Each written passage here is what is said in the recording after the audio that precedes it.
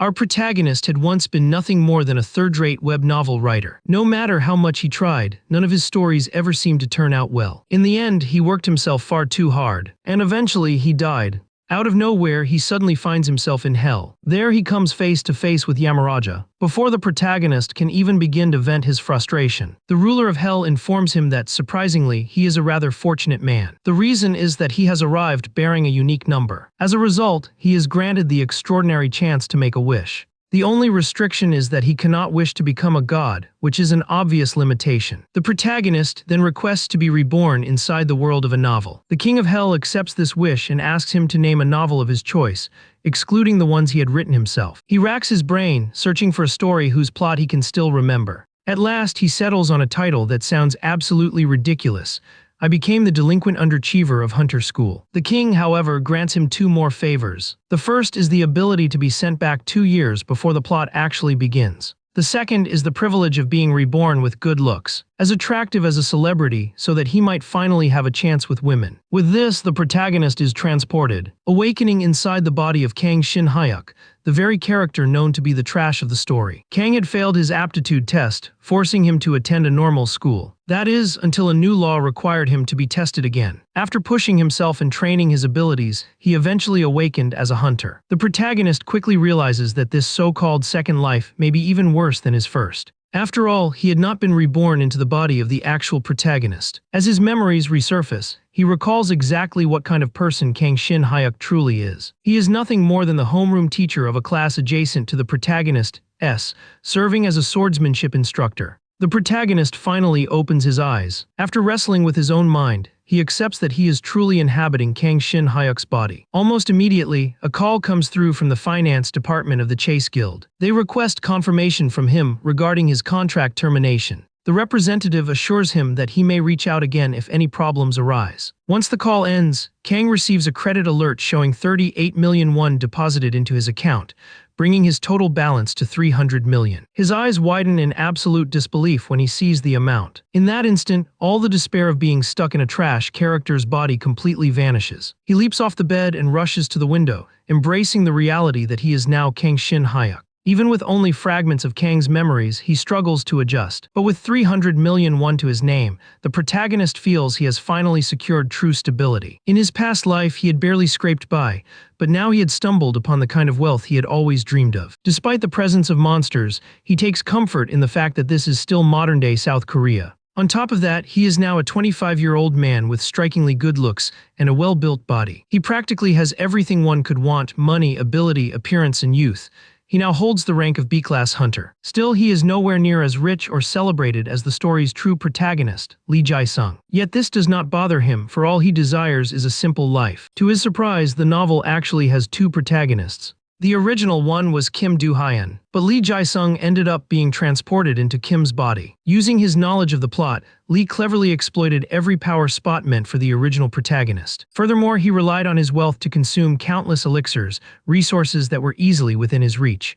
Through this, he ultimately reached the same level of talent as Kim. In contrast, our protagonist's path is entirely different, for he has ended up inside Kang's body. He resolves not to compete with the novel's two main heroes, knowing full well he could never match them. The only reason he had wanted to be the protagonist was to live comfortably. Still, he is satisfied enough with the life that Kang provides him. Yet he knows that one day the world will fall into turmoil. In the original story, Kim and Lee had joined forces to fight against the invading forces in order to protect humanity. Now, with himself in the mix, he wonders whether the two will be able to repeat that outcome. After all, they will ultimately become the last hope for humankind. Just then, Kang receives a text from the first Hunter School, informing him that he has been chosen as a swordsmanship instructor. Upon reading the message, Kang decides to simply follow the original storyline until the world descends into chaos. Before beginning his new position at the school, the protagonist takes some time to review the life of Kang Shin-hyuk. He discovers that Kang's social life is every bit as miserable as his own had been in the past. His phone contains only 12 contacts, and it seems he had deliberately cut himself off from the world. In his former life, the protagonist had no interest in things that others found joyful, like marriage or children.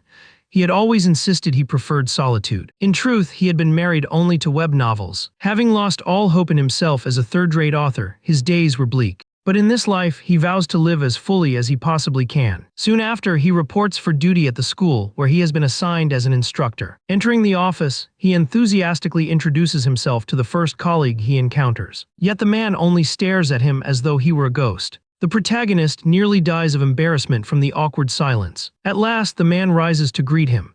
He introduces himself as Park Yeon-suk and mentions that they will be sharing seats. The protagonist beams with a wide smile, saying he looks forward to working together with Park. At that very moment, two women step into the scene and begin complimenting his handsome appearance. Kang blushes, though he is hardly surprised, given that he had used one of his wishes to gain a striking face. They ask if he has ever been part of a guild, to which he replies that he recently left the Chase Guild. Hearing this, the women grow even more flustered, since the Chase Guild is a highly prestigious one. They continue to shower him with praise until a green-haired man named Jong Hyun-sik makes his entrance. He announces that he is the instructor for second-year spearmanship.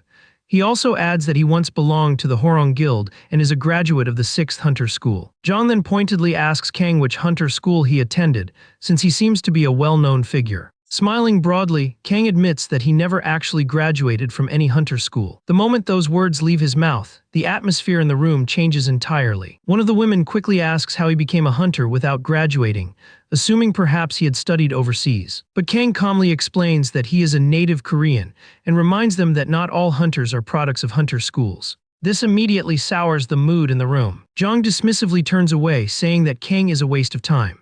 The women follow after him, gossiping that while they had been excited to meet someone from the Chase Guild, they now feel disgusted to learn he never attended a hunter school. A wave of unease sweeps over Kang. This triggers the system to unlock deeper memories of the body's original owner. He learns about the Hunter Factor Test Kit, the most accurate way of identifying one's aptitude as a hunter, though it is very expensive. At the orphanage where Kang was raised, the director had embezzled the funds meant for the kit, though he was later arrested. Only afterward did Kang finally undergo the test, which revealed that he did indeed have hunter potential.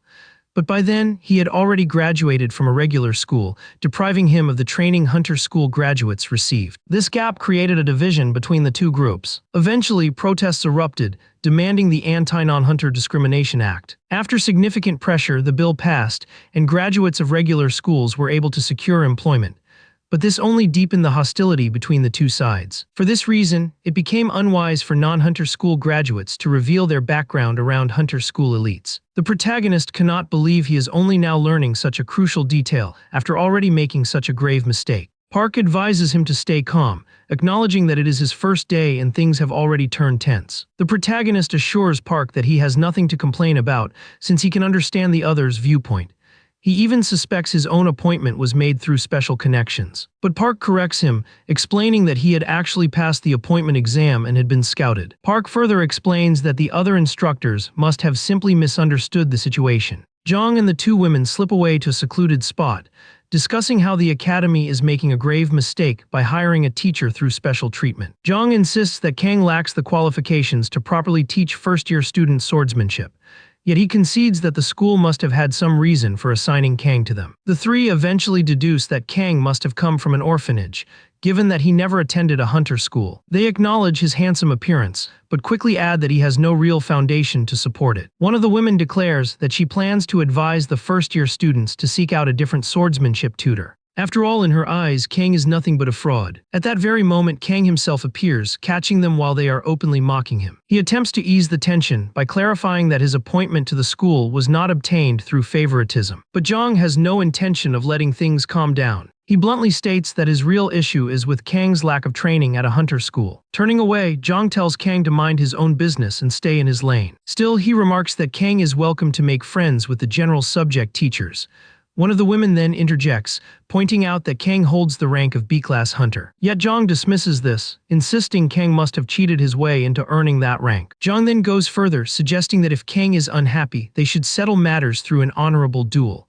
Confident in his own ability, Jong reminds them that he is on the verge of becoming an A-rank hunter. It is then that Kang begins to understand why the former owner of his body had been ostracized and unable to socialize. In his own previous life, he too had been seen as a failure. Slowly, he realizes that both of them had been pitiful characters weighed down by misfortune. Yet this time, Kang refuses to resign himself to being labeled a loser. With firm resolve, he declares that he will indeed accept Jong's challenge. Jong bursts into laughter at his response, believing Kang is acting out of wounded pride. He also suspects that Kang is simply trying to save face in front of the women. Zhang then grants him a final chance to back out of the fight. But Kang refuses, firmly stating that he will face Zhang in the duel. He explains that he cannot stand idly by while Zhang belittles him just because he attended a regular school. Kang even ups the stakes, telling Zhang to confirm the duel once he officially attains a rank status. Zhang responds with a sinister grin, reminiscent of a villain in a horror film, and warns Kang that he will be responsible for whatever injuries he suffers. Kang silences him, boldly asserting that he is unafraid.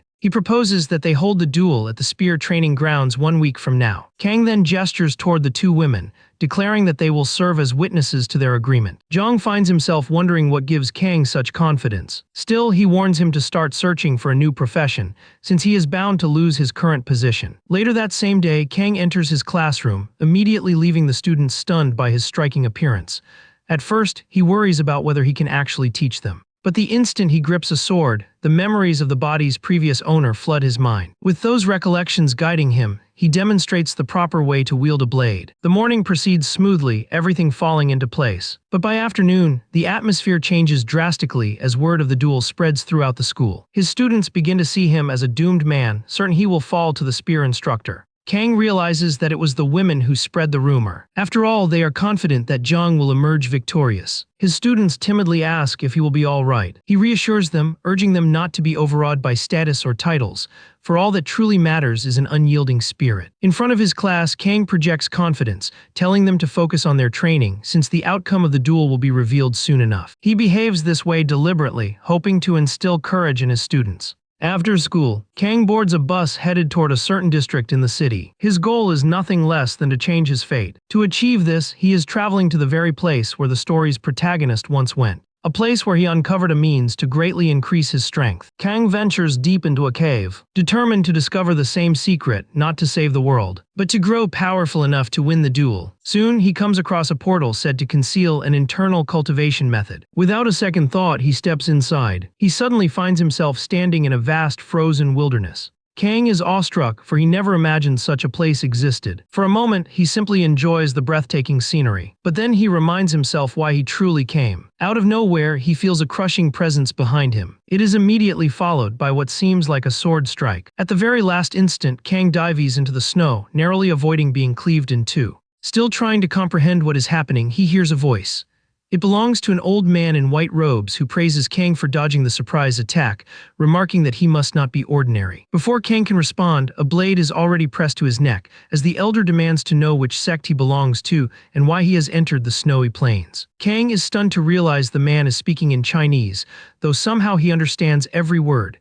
He deduces that the body's former owner must have known the language. Slowly raising his hand, Kang explains that he is an instructor at the South Korean Hunter Academy, and that he entered the hidden realm through a portal. The elder looks at him in utter disbelief, convinced that Kang must be out of his mind. Kang points back toward the portal, but strangely, the old man cannot see it at all. The man reveals that he has been trapped in this dimension for an unimaginably long time, losing count after 30 years. At first, Kang assumes he is rambling nonsense, until he asks whether the man is Cho Yu Ryung. The elder confirms his identity and demands to know how Kang recognizes him. Kang explains that he knows because Cho is the one who left behind the cultivation method later discovered by the protagonist. Still, he is surprised to actually meet Cho in person, as the protagonist never did. In the original tale, when the martial arts manual was found, it was written that Cho had already ascended to immortality, which explained why their paths never crossed. Kang recalls that he had wished to be sent 2 years before the novel's beginning, and realizes this must be why he encountered Cho prior to his ascension. Since he cannot reveal that he read it in a book, Kang instead claims that he heard the story long ago. Cho presses him for details, so Kang recounts it briefly. He says that Cho was the hero who once slew a fearsome dragon. Cho beams with pride upon realizing that someone remembers that battle. Kang, for his part, is simply relieved that Cho believed him, since he had merely pieced together information from the novel. Kang then bows deeply, imploring Cho to teach him true swordsmanship. Cho is taken aback by the sudden request but flatly refuses. He spares Kang's life, yet urges him to leave at once. As Cho turns away, Kang stubbornly refuses to give up. He reveals that he has an impending duel against a spearman. He laments how swords are looked down upon, while spears are praised as the most versatile weapon. Admitting he cannot defeat his opponent as he is, Kang explains that he sought out this hidden place to find an answer. But since Cho will not help him, he declares that he will simply return and beg his opponent for mercy, conceding that the spear is superior. Cho, unable to tolerate anyone degrading the sword, finally decides to lend him some aid. Kang silently rejoices,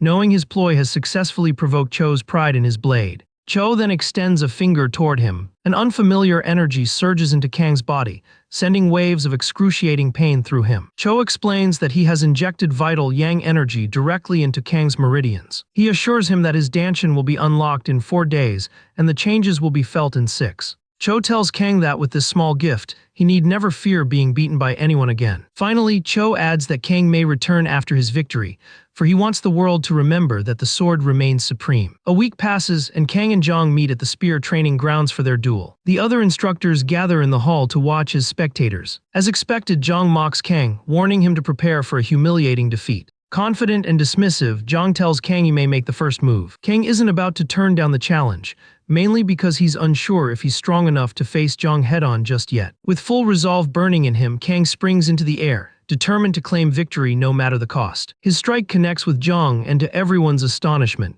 just a single blow from Kang shreds Zhang's attire down to nothing but his underwear. The crowd gasps in disbelief as Jungkook is seen. He slams onto the ground and immediately loses consciousness. Even Kang stands frozen, stunned by what just happened. The referee raises his hand and officially declares Kang the victor. Without hesitation, the referee also calls for an ambulance since Zhang is completely incapacitated. Kang remains rooted to the spot, horrified at the outcome. His mind races, questioning what exactly old man Cho had done to his body. While he's still lost in thought, Park rushes over to check up on him. Park can't hide his admiration, pointing out how remarkable it was that Kang finished Zhang with just one clean strike. Kang then mentions his plan to treat Park and the rest of the staff to a celebratory meal for his victory. The women leave the training ground afterward, visibly bitter and seething over Zhang's defeat at Kang's hands. Later that evening, Kang and the staff head out together to enjoy themselves. They drink heavily, celebrating without restraint. But when Kang returns home that night, his body suddenly undergoes a mysterious self-purification process. It's all thanks to whatever the old man had done to his system. Kang jolts awake in shock, realizing that Cho's handiwork on him is far more extreme than he thought, which leaves him no choice but to return once more to the hidden realm. He also makes up his mind to personally thank Cho for what was done. Kang trudges across the freezing, desolate lands,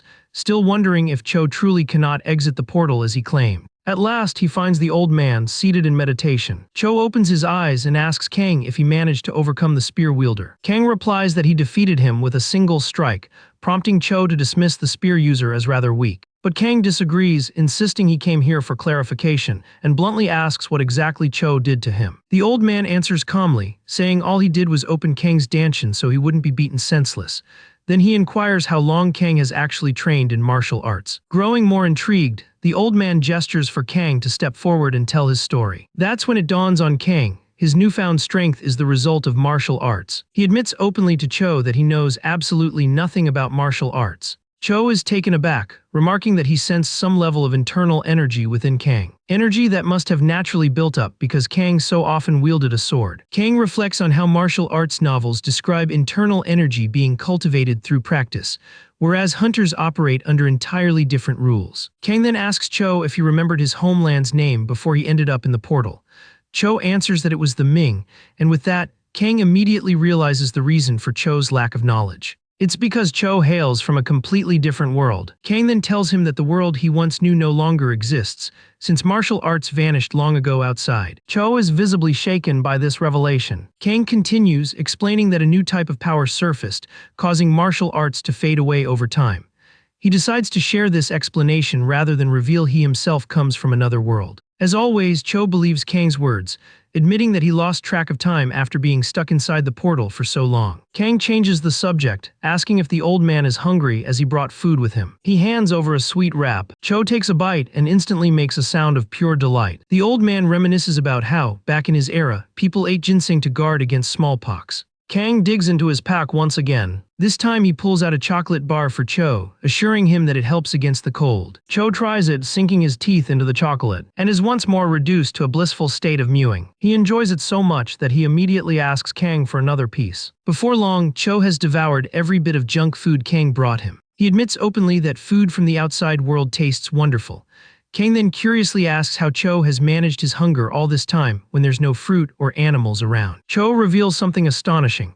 Ever since entering the hidden realm, he hasn't needed to eat at all, since just existing there keeps him sustained. Kang realizes he's in the presence of a frightening martial artist and even contemplates running back home. Once Cho acknowledges that martial arts are gone and hunters have taken their place, he confesses that his ultimate pursuit has been the path to immortality. With martial arts extinct outside, Cho concludes that Kang is now the sole martial artist. He points out that Kang has tasted real power and asks what he intends to do with it. Kang rambles in reply, saying he only wishes to live a peaceful and happy life. Cho is startled yet also impressed by that response. He finally requests a formal introduction from Kang. Sensing Kang's lack of greed, Cho recognizes his nature as that of a teacher. All of these qualities together lead Cho to declare that he is willing to take Kang as his disciple. In a shocking twist, Kang refuses outright. Cho asks again, needing to be sure he heard correctly. But Kang stands firm in his refusal. He tells Cho he has no desire to grow stronger.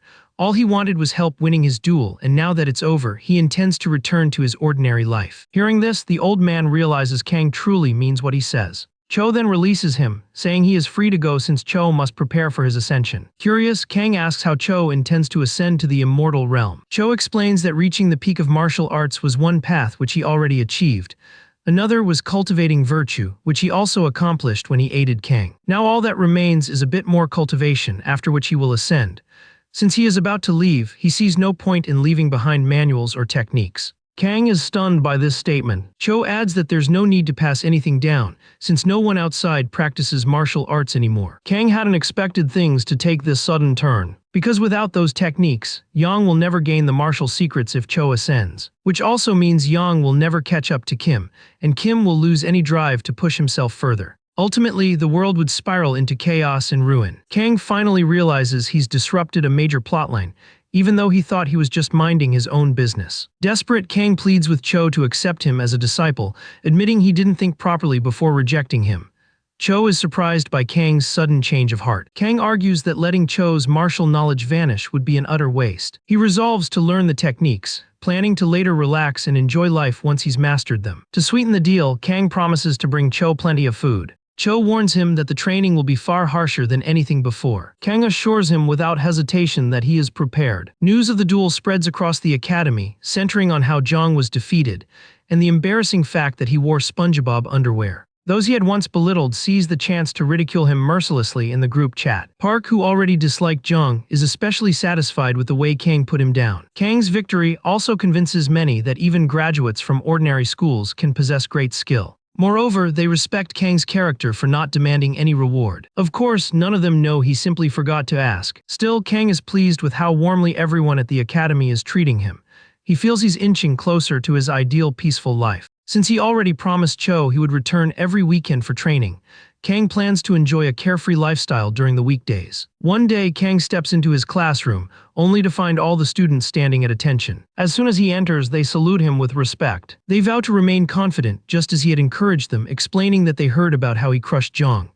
Kang is surprised, asking how they knew since only staff were allowed to witness the match. It turns out one of the students has an older brother working as a teacher, and that's how the story spread. Kang chuckles, then tells his students to open their books and concentrate on the lesson. Deep inside, Kang is overjoyed with the fulfilling life he's beginning to experience, and he intends to cling tightly to this happiness. When lunchtime arrives, Kang makes his way to the cafeteria to grab some food. Things quickly turn awkward between him and the cafeteria worker, because Kang shamelessly asks for larger portions than the other students. Sitting down with his tray, Kang grins while staring at the mountain of assorted dishes piled on his plate. Just as he's digging in, a woman suddenly approaches. She asks if he is the Mr. Kang who teaches swordsmanship at the academy. Kang admits it, though his attention is still more fixed on the massive heap of food the woman herself is carrying. She sits right across from him, prompting Kang to ask if she actually knows him. With a sly smile, the woman calls him quite the actor and casually assures him to relax. There aren't any cameras in the cafeteria. The way she addresses him makes it obvious that she recognizes him, but Kang can't figure out why he doesn't recognize her in return. Normally, the original Kang's memories resurface the moment he encounters someone familiar. When she sees how clueless he looks, the woman finally decides to state her name. She introduces herself as Suora, and the instant he hears it, Kang feels a faint sense of familiarity. He recalls seeing a certain Yora saved in the contacts list on his phone. Seora smiles brightly, assuming Kang already remembers exactly who she is. She explains that she may look different now since she altered her appearance a little to fit the image of a teacher, considering she works at the academy. She chuckles lightly as she says this. Kang, however, sits there wondering what on earth is going on. Then it clicks. He recalls from the novel that Seora eventually became Kang's homeroom teacher. More importantly, she played a crucial role in the second volume as a high-ranking member of the International Criminal Organization. In other words, she was a villain. At that moment, more of the original Kang's memories come rushing back. He remembers that the antagonistic group, known as Antas, was an anti-hunter organization responsible for the slaughter of countless hunters, making them sworn enemies of the International Hunter Alliance. Yet despite their crimes, Antas operated from the shadows, making them almost impossible to capture. Seora notices his stiff demeanor and reminds him again to relax, pointing out that there's no surveillance watching them. Kang recalls having read the story through to the end, but doesn't remember the original Kang ever becoming part of Antas. Then suddenly, the system notifies him that a side story has just been unlocked. To his dismay, it reveals that Kang is about to step into a storyline where he becomes an Antas assassin. This revelation shakes Kang to his very core. He racks his brain and realizes that nowhere in the main novel did the character join Antas. Then it dawns on him. The author had finished the main story but once mentioned in an interview that a side story was in the works. The system now gives him access to view the prologue of that side story. And without hesitation, Kang opens it. The prologue reveals that back during his early guild days, Kang had a close companion named Chang Su, the very person who exposed the orphanage director and saved Kang's life. 2 years prior, both men were returning from a mission when a sudden portal burst open nearby, unleashing a wave of monsters at them. They immediately called for reinforcements, but another team's accident left them without the support they desperately needed. To Kang, Chang Su was more than just a comrade. He was like an elder brother, the only family he had. But in the end, Chang Su had to lay down his life so Kang could survive. After his death, the guild merely filed a report claiming they couldn't provide backup. They justified themselves by saying monsters had erupted in the city, forcing them to sacrifice a few to save the many. But Kang wasn't naive. He understood it was all about guild politics. He and Chang Su had both been graduates of a regular school, and for that reason alone, they were always pushed aside. Fueled by rage, Kang requested deployment overseas and was sent to China. After a year, he eventually returned to Korea. Around that time, when he was thinking of leaving the guild, Seora approached him and suggested he join Antas.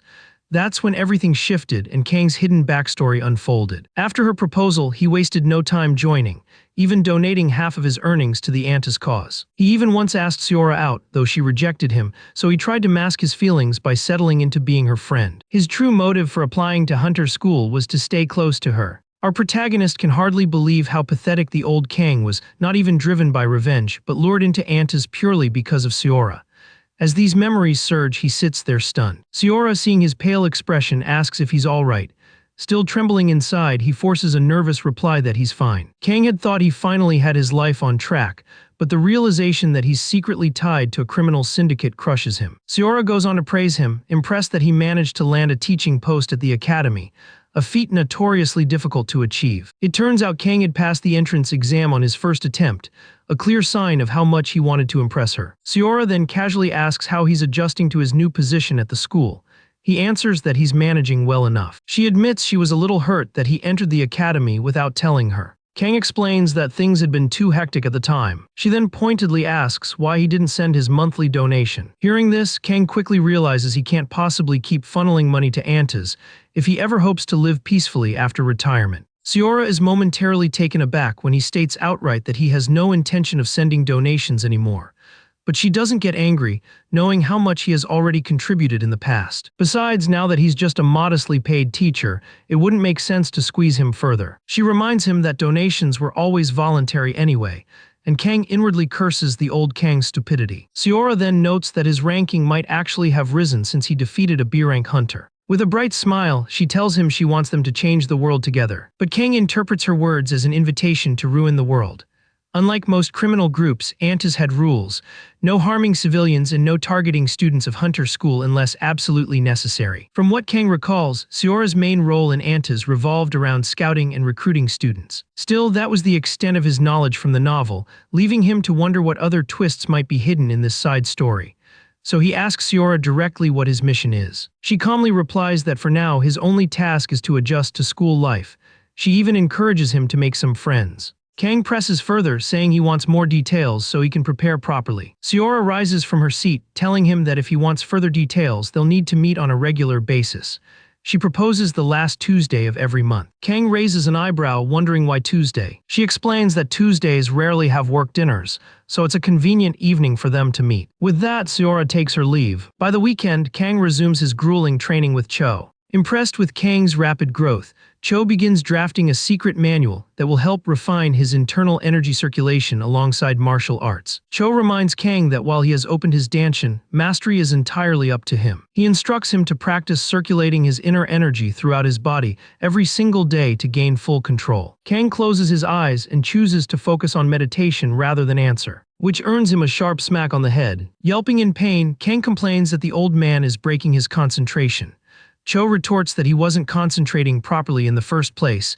He can tell from the irregular flow of his inner energy. Kang is startled that the old man can read his troubled thoughts just by observing his energy. Cho explains that energy flow is like breathing. Then he encourages Kang to speak openly about whatever's on his mind, assuring him of his support. Kang suddenly asks if he appears more like a good man or a bad one. Cho simply answers that it all depends on what Kang chooses to do, since only those with power ever worry about such labels. He explains that in war, the losers are always branded the villains, because they're dead and unable to defend their own story. Cho declares that good and evil are illusions without strength, recalling how everyone from both factions of the Great War, whether righteous or blood cultists, died miserably. After imparting this lesson, he asks Kang if it was of any use, and Kang nods, saying it was. Then Cho casually orders Kang to fetch him another chocolate bar. Those final words of advice stick with Kang. No matter which side he stands on, stepping into conflict means risking death. But all Kang ever wanted was wealth and a peaceful life, which stands in total contrast. This conflict pushes Kang to request another meeting with Seora. Seora is surprised since they already agreed to meet only at the end of the month. But Kang's serious face makes her pause as he insists he has something important to tell her. He bluntly asks if he is free to quit Antas altogether. Instantly, her demeanor turns terrifying as she lunges toward his head with a fork. Everyone else in the restaurant gasps at the shocking scene. Onlookers quickly jump to conclusions, assuming Kang has cheated on his girlfriend. Kang had braced himself for a wild reaction, but even he hadn't expected her to take things this far. Seora demands he clarify his words. Kang agrees to explain but suggests they leave the restaurant first, pointing out that too many eyes are already on them. He tells her to come with him to his car, saying he has something to show her. Soon after, the two are in his vehicle, driving toward Incheon. Seora demands to know why they're heading there, and Kang answers that he needs to show her something tangible. Words alone won't suffice. She keeps the fork pressed against his neck, warning that he had better explain himself properly. Kang finally says he only joined Antas because of the discrimination against non-Hunter school graduates, but now he believes things are beginning to change. Seora mocks Kang, laughing at him for thinking that winning a single duel could possibly change the situation. Kang replies that he is not completely certain, but he feels there is a chance. He adds that he wants to handle things on his own without bringing Antas into it, since their methods are far too extreme for him. Kang points out that much of what Antas does is not in line with his own principles, especially the terrorism and the reckless way they end lives without hesitation. At that moment, Seora interjects, claiming that not every terror attack was committed by Antas, since some incidents were fabricated by the government and pinned on them. She then coldly insists that everyone who perished still deserved their fate. Kang counters her statement, firmly arguing that nobody ever deserves to die. Seora grows angry, furious that Kang dares to worry about the missions when he himself isn't the one carrying them out. Kang admits that he is indeed afraid, and he pleads with Seora to lower the fork she is holding. Seora eases back slightly, yet a mark has already been left on his neck. Kang understands full well that walking away from a criminal organization will not be easy, but he has already come with preparation in mind. He then urges Seora to look up the news about the assassination of the Hunter Management Agency's deputy director Min Young-seok, who had embezzled tens of billions. Kang concedes that Min Young-seok deserved his punishment, but he cannot accept that the driver and the two other passengers caught in the truck crash deserved the same. That driver had lost his wife long ago and was raising his daughter alone. He was not even a permanent staff member, merely a contract driver for the agency, and now his death has left his daughter with no parents at all. Kang then turns to Seora, asking if the driver had anything to do with Min Young-seok's corruption.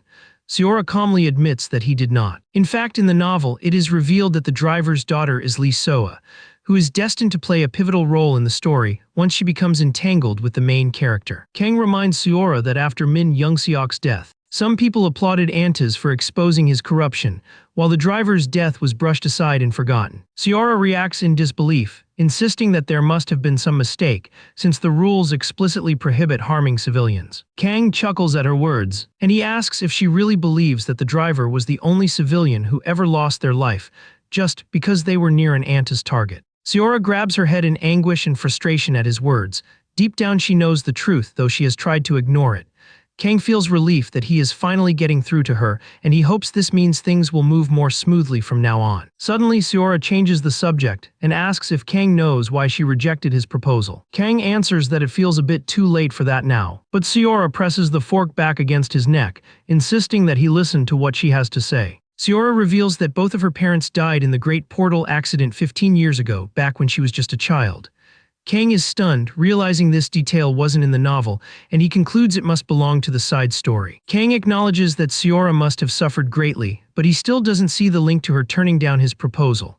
Seora drives the fork deeper into his neck, forcing him to beg, and he promises to keep quiet. Seora explains that the portals which opened in her neighborhood carried the highest ratings. There were 4 D-rank portals and 2 C-rank portals, an area that desperately needed help, and it was close to the association. Yet not a single hunter came to their aid. Instead, dozens of hunters were dispatched to wealthy districts where only F-rank portals had appeared. Kang is shocked because such an event should have been major, yet he has no memory of reading it in the book. Seora goes on to say that while the incident was indeed reported, the wealthy who had received protection buried it with their money. She admits that she never would have known if she hadn't dug into it herself. At last, Kang realizes that although Sura may have attended a hunter school, this incident was the turning point that pushed her into Antas. With tears streaming, Seora confesses that she had wanted to explain her rejection. All she has spoken of so far was about her parents, but now she admits that she did in fact like Kang. Yet she insists she cannot put her feelings before her revenge until she fulfills her duty to her parents. Seora wants Kang to propose to her again only after she has carried out her vengeance. Kang leans his head back in the car, questioning whether any parent would truly want their child to join a terrorist group in pursuit of revenge. He knows the body's original owner might have supported Seora's quest. But Kang himself is a completely different person, with no emotional bond to Seora.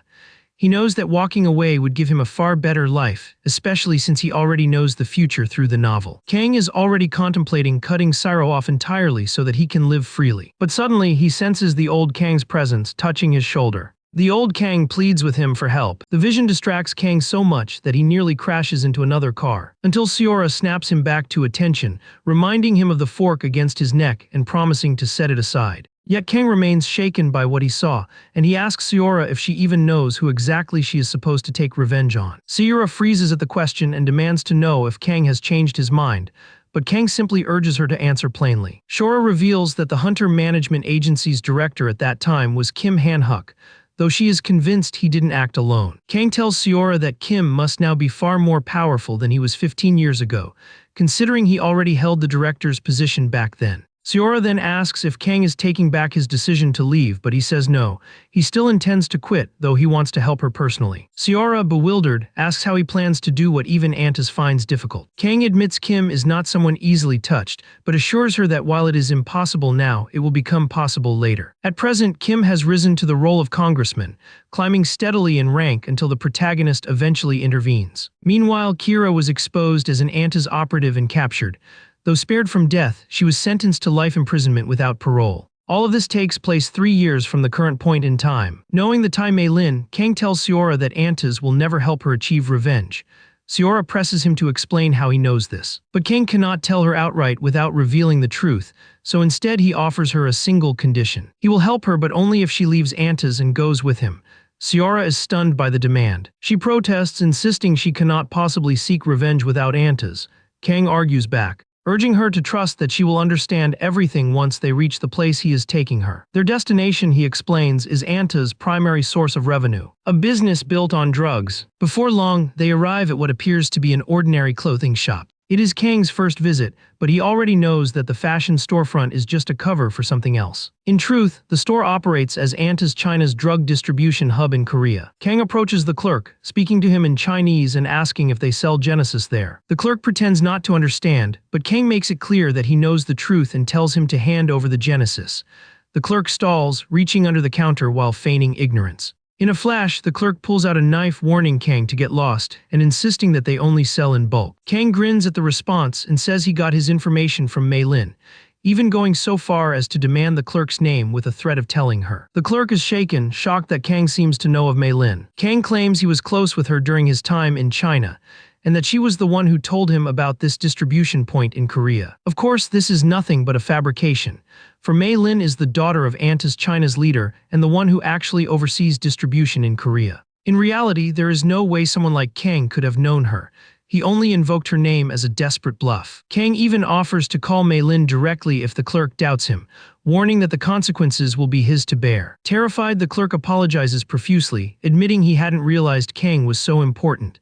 He hurries to the back to fetch the drugs, and Kang instructs him to bring as much as possible. Once he is gone, Seora demands to know what Kang had been discussing in Chinese. Kang tells her that they are here to buy drugs, but assures her she will believe once she sees with her own eyes. He explains that this shop is a drug hub for Antas. Seora is stunned. This is the first time she has ever learned that Antas is involved in drugs.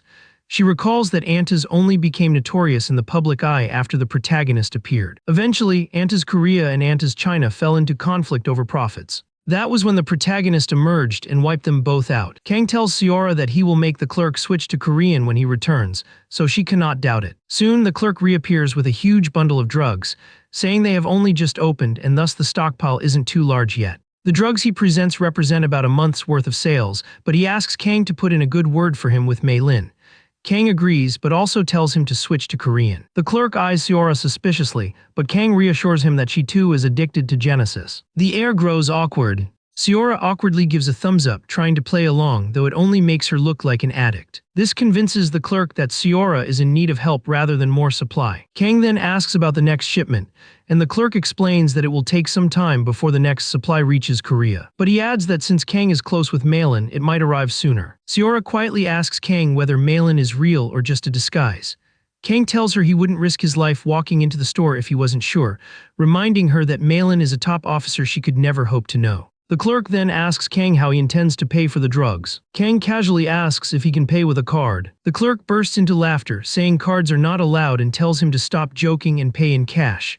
Kang proposes paying in installments instead, but the clerk refuses outright. Without warning, Kang smashes the clerk in the head with a heavy punch, channeling his inner energy the way the old man had taught him. This particular strike induces severe brain damage and memory loss. The clerk collapses unconscious on the floor, and Kang knows he will likely wake up with brain damage. But Kang feels no sympathy, dismissing him as nothing more than a lowly drug dealer. Kang then turns to Seora, asking if she now believes him, though he tells her she is free to hold on to her doubts if she wishes. Seora, astonished, asks how Kang knows so much.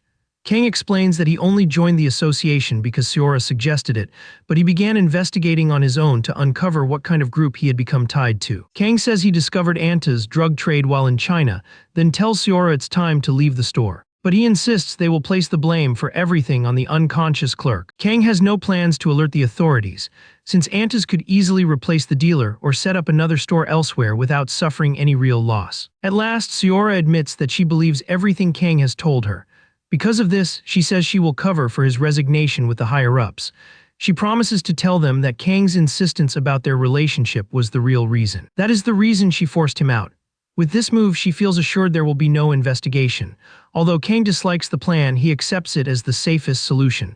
Then it suddenly hits Kang that Seora never planned on resigning, even after discovering the terrible deeds of the group. Seora reminds him that she has been tied to the association for a long time, practically holding the role of an officer. She already possesses a great deal of knowledge, and they would never simply allow her to walk away. Kang finally grasps the weight of what Seora is saying.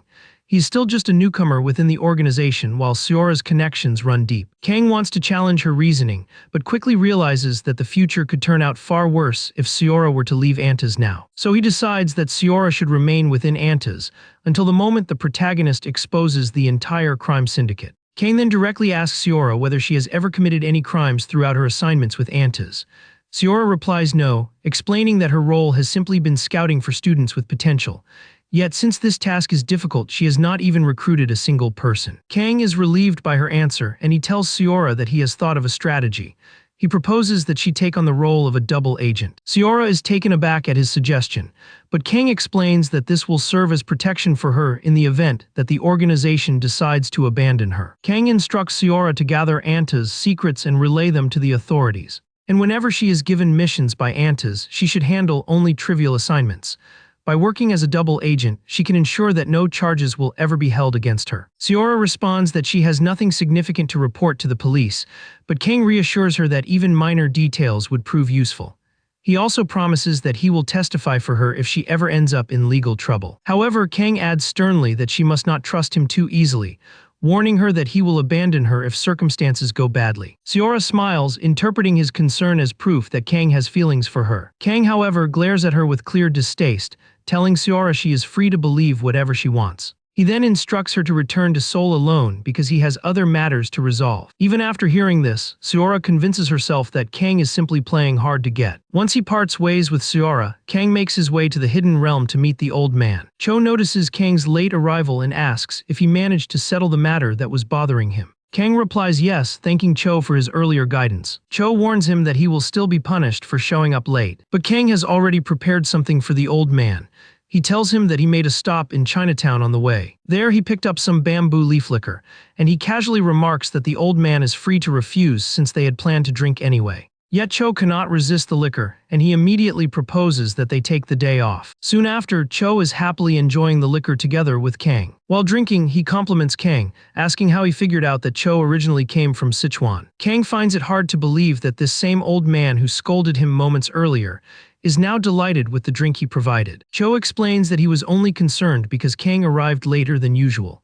He then questions Kang about his sudden change of heart, how he used to slack off in training but now seems eager to push himself harder, while Cho sips away. Kang is busy swinging his sword, practicing his techniques. Kang claims that the drink was simply a gesture of gratitude for Cho's earlier advice. Kang is now determined to train with all his might, knowing his choice to protect Seora will draw powerful enemies toward him.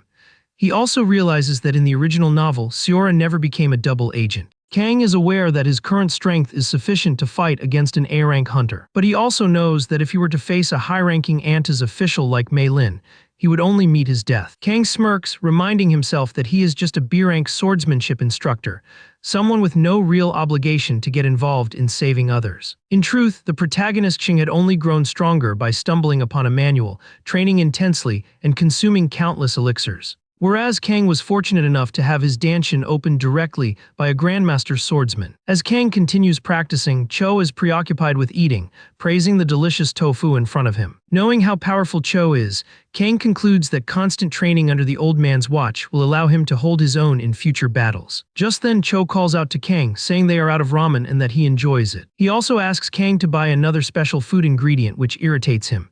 Still, Kang controls his temper because Cho remains the strongest swordsman alive. Kang agrees to buy more of Cho's favorite things next time, but the old man only keeps piling more requests onto the list. Kang concedes, promising to get everything he asks for before returning to his training. Yet Cho's constant eating continues to disrupt him. The delicious scents keep drifting toward him until Kang can no longer endure it. Finally, he blurts out, telling the old man to stop eating so much. But Cho pays him no mind, even asking Kang if he would like to join him. Kang admits that he actually misses eating, which is why he is taking his time to enjoy every bite. Irritated by Kang's nagging, Cho smacks him on the head. He explains that after years, his sense of taste has finally returned. Cho acknowledges Kang's renewed motivation, but warns him that rushing will only bring bad results. Kang yells back, accusing the old man of being uninterested in his training. Cho calmly tells him he is already doing well on his own. He adds that Kang is destined for greatness, but he must never hurry the process. Kang, however, feels he has seen no improvement despite a full month of training. Cho argues that Kang cannot notice the progress because he is naturally skilled. He is even more surprised that Kang isn't more impatient to grow stronger. Kang snaps at the old man, saying he seems more invested in ramen than in teaching swordsmanship. Kang demands shortcuts if Cho has no intention of training him properly. This only earns him another strike to the head. Cho scolds him, saying it is absurd to ask for shortcuts when he has barely even begun training. Kang writhes in pain in the snow while Cho taunts him, asking if his ambition is to conquer the entire world, which explains why he seeks such strength. Kang shoots him a look of disgust. In response, the old man threatens to strike him again. Cho emphasizes that martial arts can never be mastered by rushing. At that moment, Kang tries a different tactic. He warns Cho that he might no longer be able to buy ramen because the prices have risen. Cho is stunned, realizing Kang is essentially threatening him. Kang calmly replies that it is not a threat but the reality of the situation.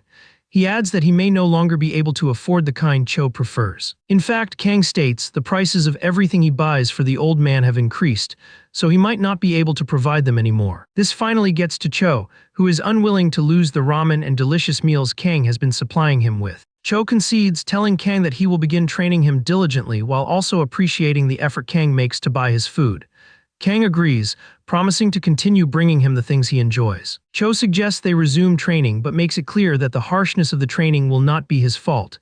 Kang doesn't mind, as long as he receives the best instruction possible. The following day, Kang receives a message from Seora. She tells him that everything has been settled. Kang is glad to hear this, though a part of him worries that his past self may have left more problems behind.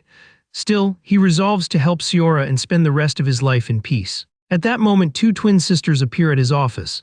Kang is startled and asks why they are not headed to lunch. They answer that they are, but they want Kang to come with them before going to the auditorium. Kang is puzzled, wondering why he should go there. The sisters remind him of what the vice principal said during the morning assembly. Apparently, Kang has an interview scheduled for the school's new YouTube channel. He realizes they are right, but he had been so busy that it slipped his mind. Since Kang is the most handsome teacher, he was chosen for the very first interview, though he is far from thrilled about it. The sisters tell him he could even receive a bonus if the interview goes well. Kang admits they have a point. They hand him a note with the list of questions he will face and urge him to review them beforehand. They also mention that the school principal will screen everything before it goes online, showing how official the project is. Once they have explained everything, the sisters prepare to leave. But before departing, they tell Kang there is still one more detail he needs to know. The student council president will also be present during the interview. They explain that the script will mostly stick to the prepared questions. Yet since the president has a peculiar personality, she might throw in unexpected ones. Kang, however, is unconcerned as long as none of them touch on his love life. The twins reassure him that such personal questions will not come up, but advise him to give a signal if he feels uncomfortable so they can cut the footage. Kang appreciates this, reminding them to handle things properly since he knows how troublesome council presidents can be. He admits he is curious to see what the current council president will be like. Meanwhile, the student council president herself is excited to meet Kang. It turns out the government was the one who initiated the idea of YouTube channels for schools due to rising public speculation about school activities. However, the policy was not implemented right away. That is why the first Hunter School was chosen as the pilot for the project.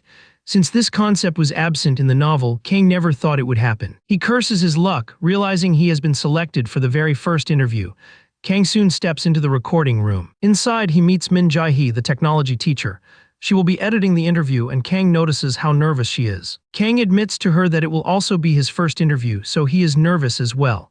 He compliments Min for having the skills to handle video editing. But Min confesses she actually doesn't, and the principal simply forced the responsibility onto her because of her title as tech teacher. Min adds that since she won't be paid extra for it, she plans to do a quick job and head home.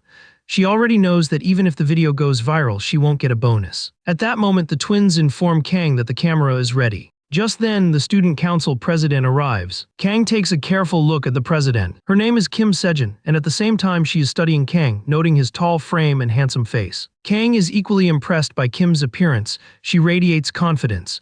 He wonders why someone as striking as the council president was never mentioned in the novel. Kim approaches Kang and praises his looks, saying the video will surely receive positive reactions and she looks forward to working with him. Kang is taken aback by Kim's charisma, which is far different from the warning the twins had given him. Soon after, the interview begins, and it concludes as a success. The twins regret not getting more time with Kang, but they know they must release him. Kang himself admits he is disappointed it ended so quickly, though he also mentions he plans to request overtime pay from the school. When the girls react with shock, Kang quickly backtracks, insisting that he was only making a joke. Meanwhile, Min chimes in, saying she would absolutely demand overtime pay. Out of nowhere, Kim Sejin remarks to Kang that it would be a real letdown for the audience if the interview wrapped up at that point. Kim Sejin then drops something completely unexpected. She directly asks Kang to have a sparring match with her. The tech teacher immediately steps in, trying to shut this down, reminding Kim Sejin that her request came without any warning. Even the twins acknowledge that the request feels way too sudden. Kang, stunned, can't believe they were about to finish things when Kim suddenly threw this challenge on the table. he begins to realize that she might actually be the eccentric individual the twins had warned him about. One of the twins tries to clarify to Kim that they never mentioned anything to the teacher beforehand, but Kim counters that since the teacher himself said he was disappointed with the ending, she only wanted to give the viewers more to see. Kim apologizes for making the request so abruptly, but she explains that she simply loves sparring. Since Kang's field is swordsmanship, she doesn't see any problem with it. Kang acknowledges that Kim Sejin's request comes from genuine passion rather than any malicious intent. Just as the twins are about to wrap everything up, Kang announces that he's willing to spar. The twins remind him there was never an official request. But Kang reassures them that it's fine. He just asks if there are any swords available for use. Kim Sejin immediately cuts in, revealing that she brought along steel training swords for exactly this purpose. The twins are dumbfounded and demand to know when she managed to bring them. Kim explains that she brought them on the chance that Kang might accept her challenge. Kang reminds himself deep down that despite being a teacher, he is still a student at heart, though his sword muscle memory is undeniable. While preparations for the sparring begin, the tech teacher grows even more irritated. Realizing this will delay her far longer than expected. They make their way to the training ground. While Kim prepares herself for combat, Kang calmly admits that he feels no nerves, since his previous fight with Zhang already proved to him that he's capable. On top of that, he has been relentlessly training under Cho, enduring countless harsh beatings from the old man during those sessions. Still, Kang refuses to lower his guard, knowing Kim Sejin is a third-year student council president. He treats her with the seriousness of facing a hunter. Kang offers Kim Sejin the first move. She gladly accepts the chance and bursts toward Kang at blistering speed. Even Kang is impressed, recognizing her speed is far above that of the first years, enhanced by a distinctive technique. Kang is startled when she bypasses the usual middle or diagonal slash and instead goes straight for a thrust, which signals her confidence. Kang sidesteps the strike with ease, surprised again when Kim shows no panic, unlike typical students. Instead, she immediately switches into an upward slash. But Kang avoids this as well. Kim keeps swinging, trying repeatedly to strike the teacher, but Kang slips past everything. Frustrated, Kim demands to know how long he plans on dodging her. In truth, Kang's evasive skills come from brutal training with Cho, who took revenge on him for threatening to take away his food and beat him senseless. Thanks to that, Kang can evade every strike she makes, even having the leisure to lecture her about leaning forward too much because she's overly focused on offense. Kim pushes back, insisting that she hasn't shown him everything yet. She swings with all her might, but Kang slips past effortlessly and positions himself behind her. He warns that she is completely open and would be taken out in an instant. Kang recalls how Cho pummeled him endlessly as if he owed him money. The memory makes him seethe, and he even thinks of depriving Cho of ramen, though he quickly realizes that would only make the old man even more dangerous. Kang points out yet another flaw in Kim's style. She will tire herself too quickly by forcing everything through her arms and hands. He advises her to engage her entire body if she wants her strikes to be stronger and more efficient. The moment Kang says this, Kim shifts her stance, stunning Kang. He can hardly believe she instantly applied his advice, adjusting her sword grip so naturally. Kang is amazed, wondering if this is what makes her stand apart from the rest. Kang then switches his sword to his left hand and warns Kim Sejin that he's about to get serious. Meanwhile, the tech teacher fumes on the sidelines, annoyed at being kept even later. Just as Kang is ready to move, Kim suddenly halts him.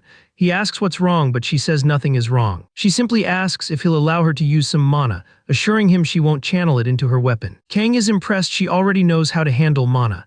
Kim explains that at the end of their second year, they were allowed to take part in field training at portal sites, and she only recently began learning mana. Kang understands her reasoning immediately. Before graduation, students are sent into low-level portals, usually under the supervision of a teacher or a government-dispatched hunter. Kang is genuinely impressed that Kim can wield mana, even at a beginner level. He guesses she noticed the difference in his movement speed and wanted to compensate with mana. This sparks his curiosity, making him eager to see how far her skill goes. Kang permits her to use mana. Kim is relieved, saying she couldn't try it during her sessions with Young. She views this sparring session as her best opportunity to feel out her mana and control it better. She suddenly dashes toward Kang, her speed faster than before. Kang intercepts her strike, but is shocked when his hand goes numb from the impact, since he hadn't reinforced with internal energy. What shocks him further is realizing Kim didn't imbue mana into her weapon, but into her body, using it for raw physical enhancement. Forced to shift his stance, Kang acknowledges her surprising strength gained from mere basic training. After all, fighting monsters naturally allows the body to absorb mana. Yet there is always a limit. Mana stops accumulating depending on talent. From Cho, Kang learned that mana itself is raw, untamed internal energy. He long ago refined all the mana in his body into internal energy, so he can no longer use mana, but what he wields is far more efficient. Out of pride as a teacher, Kang resolves not to rely on mana against Kim.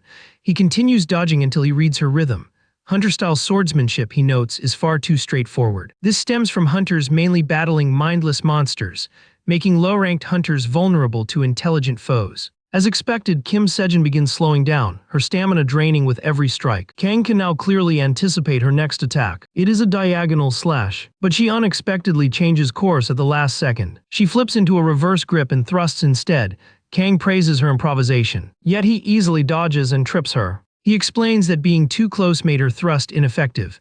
Kim stumbles and falls hard, unable to recover. The twins and the tech teacher are taken aback. Her knee reddens from the crash. Kang places his blade at her neck, declaring her defeat. Kang notices Kim's frustration over the loss, proof of her competitive nature. He consoles her, saying she fought well and is indeed deserving of her role as student council president. Kang points out that her one weakness is repetitiveness in her sword style. Though her mana usage amplified her power, he warns her not to rely solely on it. He urges her to diversify her swordsmanship. Kang helps her up, and Kim thanks him for both the hand and the advice. One of the twins notices how furious the tech teacher has become. When asked what's wrong, she reveals that the recording is guaranteed to blow up online. A week after the video's release, Kang's life grows even more exhausting. Students line up for his autograph. Kang insists he doesn't have a signature, but they push him to scribble anything.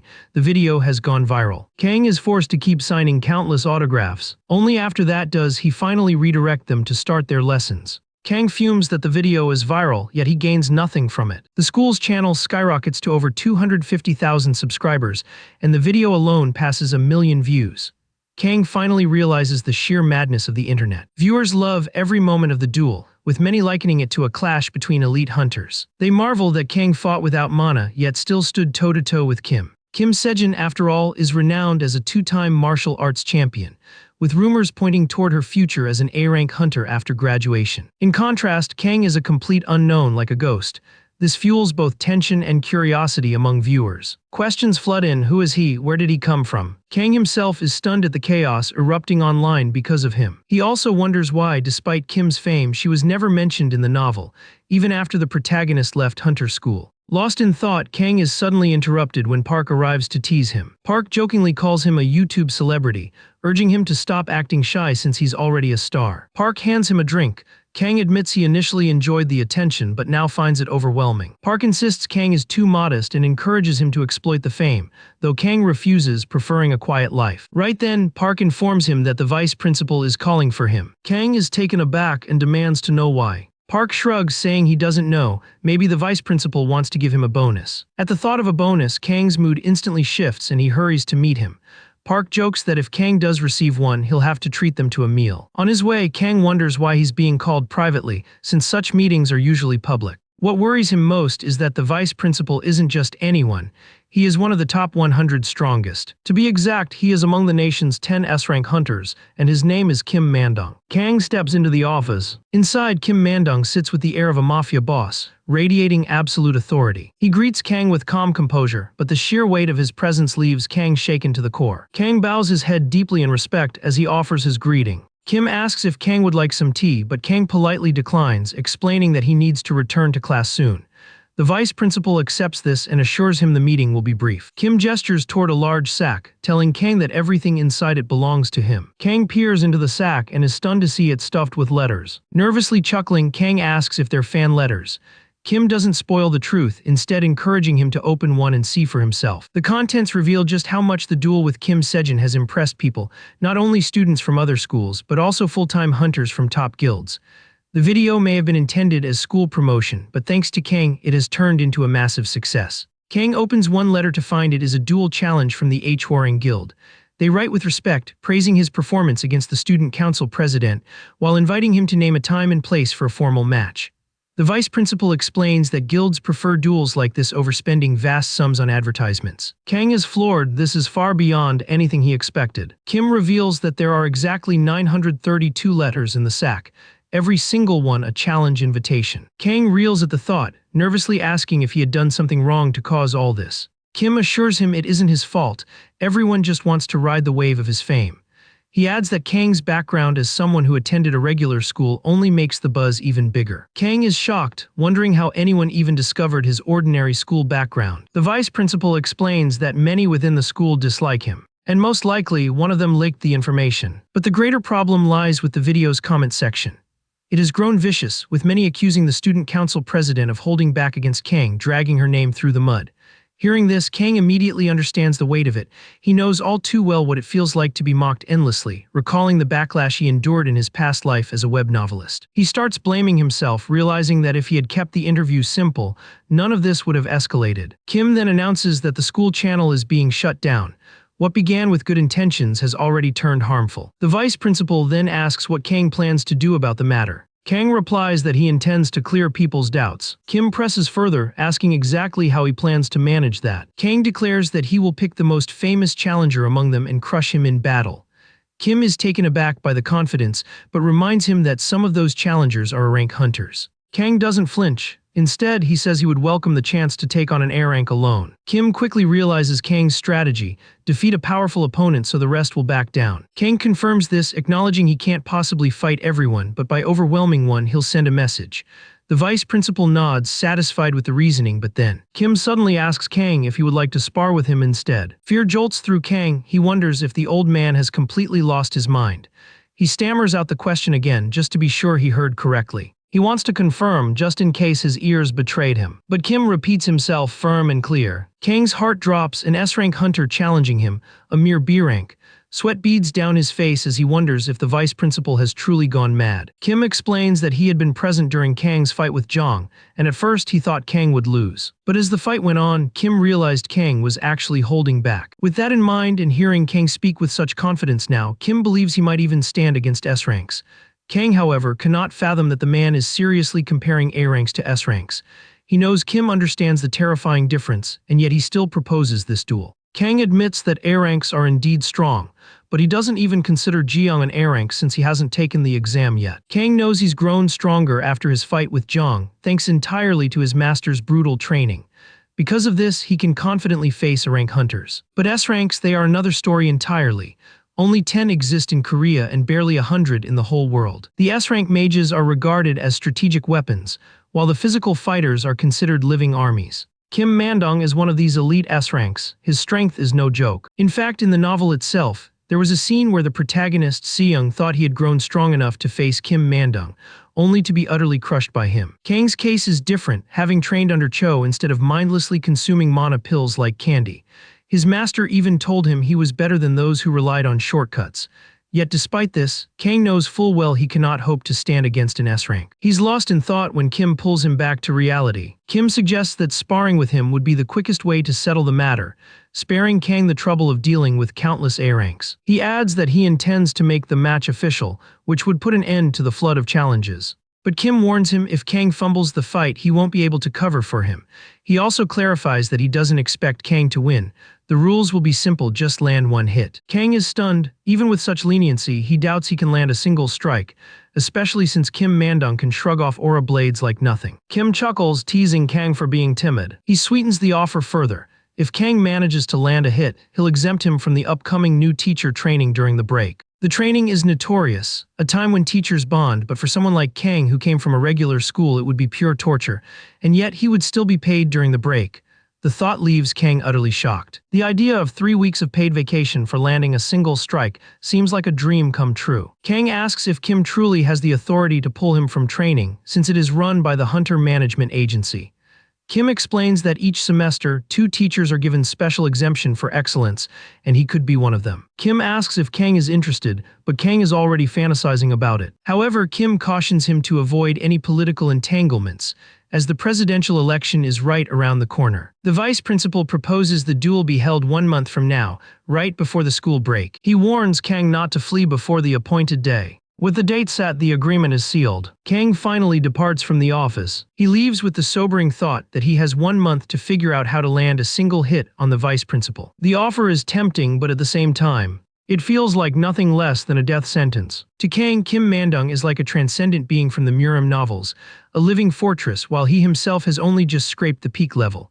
With such a vast difference, landing even one strike seems impossible. And yet, though Kang longs for a peaceful life, he cannot stand by and let his student continue to be dragged through the mud. Just then, he receives a notification: a side story has been unlocked, the vice principal's slayer. The moment he sees it, Kang begins to believe that maybe, just maybe, it is possible to land that one hit. But only one man could possibly teach him how: his master Cho. Kang rushes to tell him about the situation, only to be met with the old man's blunt declaration that it is basically impossible. Kang tries to argue, but his master insists that certain boundaries cannot be crossed. He explains that to even scratch someone of transcendent level, one must form an aura blade. And by his assessment, Kim Mandong has already reached that level. The old man concedes Kang might be lucky enough to land a single hit, but only if he uses every trick available. Hearing the word tricks, Kang perks up, demanding clarification. Cho explains that he means resorting to ginseng, elixirs, and similar aids. He tells Kang that if he somehow consumes 3 roots of 100-year-old ginseng, he might be able to wield an aura blade. Kang immediately declares his interest, only to get smacked on the head again. Cho emphasizes that even then, it would amount to nothing more than a single hit. Kang grins. He tells his master that one hit is all he needs. Turning to leave, Kang is stopped when Cho asks where he's going. Kang replies that he's off to find the ginseng roots. The task may be difficult, but Kang knows that with enough money, anything is possible. And with the presidential election coming up, he already has a plan to get his hands on them. Meanwhile, Seora sits in her house, wondering why Kang hasn't reached out since leaving Anto's. Just then, his call finally comes through. Seora answers with excitement, expecting an invitation to dinner. But instead, Kang bluntly asks if she can lend him 100 million won. And the very moment she hears this, she hangs up. Not only that, she immediately powers down her phone as well. Kang knows he can't possibly obtain 10,000-year-old ginsengs, but just like Seung in the novel, he can aim for the century-old roots.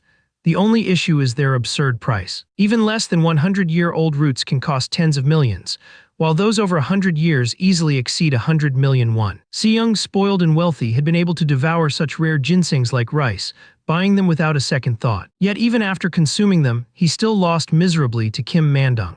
Cho explained it was because Seung never properly absorbed their energy. Kang, however, is confident. With his master guiding him, he knows he could fully absorb the power of even a single root. But he also knows he can't recklessly pour all his wealth into acquiring them. Then he recalls the vice principal's warning about the upcoming election. Stocks will inevitably be shaken by the results. He realizes he has neglected this aspect.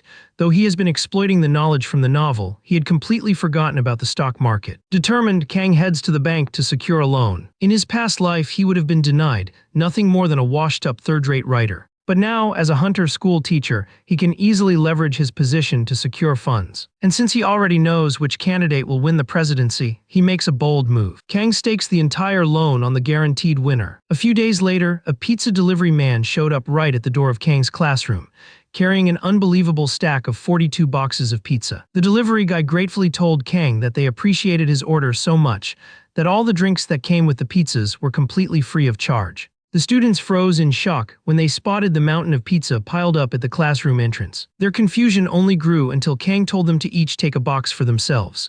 It turns out Kang's investment had hit hard, and his fortune had skyrocketed beyond $1 billion. The students broke out in celebration over the unexpected feast of free pizza. Meanwhile, Kang simply stood at the front of the class with a quiet, satisfied smile. His investment had yielded a 500% return, and Kang couldn't help but feel grateful that his knowledge of the story had finally borne fruit. Watching his students happily devour the pizzas filled Kang with joy, and he reminded them not to choke while eating.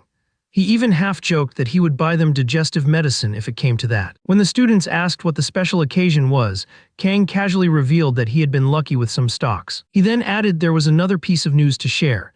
He would be having a sparring match with the vice principal on the day before the closing ceremony. The instant the students heard this, several nearly choked on their pizza. A wave of worry spread among them, since the vice principal was regarded as nothing less than a god. Kang admitted openly that he stood no chance in a direct fight, which was why a handicap had been arranged. He explained that the vice principal promised him victory if he could manage to land even a single hit. Yet even after hearing this, the students still couldn't believe Kang had any hope, as the vice principal's body was practically built like an indestructible tank. To them, it just looked like their teacher was walking toward certain death. Kang urged his students to enjoy the pizzas thoroughly, since it might well be the last time he treated them. He knew the vice principal could announce the sparring match anytime now that the elections were over. Essentially, Kang was spreading the news early to his students to ensure the vice principal wouldn't back out of the one-hit-to-win promise. Having gotten everything right up to this point, Kang realized that the next step for him was focused training. Soon after, Kang traveled to the snowy plains, where he told his master he had prepared all the supplies he had requested. These included 3 boxes of perilla seed ramen, 5 boxes of anise, 2 boxes of chocolate bars, and 4 boxes of cola. Beyond that, he had also cleared out entire shelves of instant foods from the stores. Cho was genuinely pleased to see that Kang had gone to such lengths to encourage him. He then asked if Kang had also secured the roots, to which Kang answered yes. Kang had managed to obtain 3 rare ginseng roots, each over 100 years old. He had carefully packed them in a box, and even after spending on them, Kang still had more than $1 billion in his bank account. Cho was impressed at Kang's ability to acquire the ginseng. He recalled once eating a 300-year-old ginseng in his youth, and after seeing Kang's 3, he remarked that what he ate back then had been even greater. Nonetheless, Cho confirmed the roots were indeed authentic, which allowed Kang to finally breathe a sigh of relief. Cho then instructed Kang to consume the ginseng so he could circulate his energy properly, assuring him that he would provide support from behind. Kang followed his master's words, ate the roots, and then sat down to begin meditating. Cho took his position behind Kang, placing his palms on his disciple's back to aid the circulation of energy. Kang felt intense heat coursing through his body, finally realizing why a single root carried a price tag of 100 million won. Cho advised him to calmly accept the flood of energy he was channeling into him. He reminded Kang that it would not be too difficult since both of them had learned the same technique. Kang couldn't believe his ears when the old man said this, especially as he now found himself submerged in what felt like a vast river of energy. At that point, Cho asked Kang something unusual. Since the ginseng Kang brought was clearly genuine, it was obviously very expensive. Because of this, Cho assumed Kang must have acquired significant wealth. Kang admitted that he had indeed managed to secure a large fortune. Hearing this, Cho asked why Kang didn't simply quit his teaching job, forget the sparring match, and instead live out a comfortable, peaceful life. Cho wondered aloud why Kang was putting himself under such pressure when it would be so easy to just turn away. Kang then confessed that he was trying to help a friend caught up with dangerous people. On top of that, he needed to grow stronger to restore the student council president's reputation, which had been tarnished because of him. He admitted life would certainly be easier if he ignored everything, but he didn't want to end up in a position where he couldn't live with himself. Cho was deeply impressed by this, and proud that his guess about Kang's character had been correct. Kang grew puzzled when he heard his master say that and asked what he meant. Cho merely replied that it wasn't something he needed to know. Soon, the energy absorption session came to a close, and Cho remarked that ordinarily he would have ended it there. However, he decided to grant Kang a gift. He warned that what he was about to do might be painful, urging Kang to endure it. This instantly worried Kang. He was still asking what it could be when suddenly, he was struck by a tremendous surge of energy bursting from his master's palms. Kang screamed in terror, as though he had been directly struck by lightning. The agony was unbearable, and he even wondered if he had somehow angered the old man. Forced to his limits, he demanded to know what exactly was being done to him. The old man sharply told him to shut up and just focus, reminding him to endure the pain as instructed. The pain grew so overwhelming that Kang couldn't even open his mouth to beg for it to stop. He felt Cho's energy pouring into his body, this time along an entirely different meridian path. Kang sensed a barrier deep inside, and Cho was forcing it to break. Kang wondered why Cho was creating a new pathway that was completely different from his natural ones. Yet Cho continued relentlessly, until Kang heard an audible crack from within. Cho scolded Kang, saying his body was filled with foul energy, though he praised him for enduring until the breakthrough was achieved. Kang, on his part, was just relieved that it was over, swearing he never wanted to experience such pain again. He asked if it was finally finished. But Cho suddenly remarked that he had opened a channel he hadn't intended to. Before Kang could react, Cho pressed his palms onto his back again and unleashed more energy into him. Kang screamed at the top of his lungs, before collapsing into unconsciousness. When he finally woke, his body was racked with pain, and he shouted that he would sue the old man. While Kang had been passed out, Cho had been happily eating ramen. Kang yelled furiously, demanding to know what had been done to his body, insisting on an explanation since he had never been given one. Cho yelled back, calling him an ungrateful fool for not appreciating the sacrifice. He revealed he had gone through hell himself to help, only for Kang to wake and spew complaints. Cho even tried to strike him, but Kang unexpectedly dodged. Shocked, Kang realized he shouldn't have been able to dodge, yet he had. Cho, however, was proud his efforts had borne fruit. Excited, Kang asked to be hit again to test his limits. Cho could hardly believe this, remarking that Kang thought he could climb to a higher stage just because he had consumed a few rare roots. To prove him wrong, Cho kicked him around mercilessly, giving him no opportunity to evade. Once Cho calmed down and returned to his ramen, Kang pressed him to explain what exactly he had done for him. The old man revealed there had been some medicinal effects left over, and not wanting them wasted, he had added his own energy to open Kang's meridians. Kang was shocked, recalling he had read of Ren and Du meridians before. Up until now, his energy could only flow through a single channel. But thanks to his master's intervention, it could now circulate through his entire body.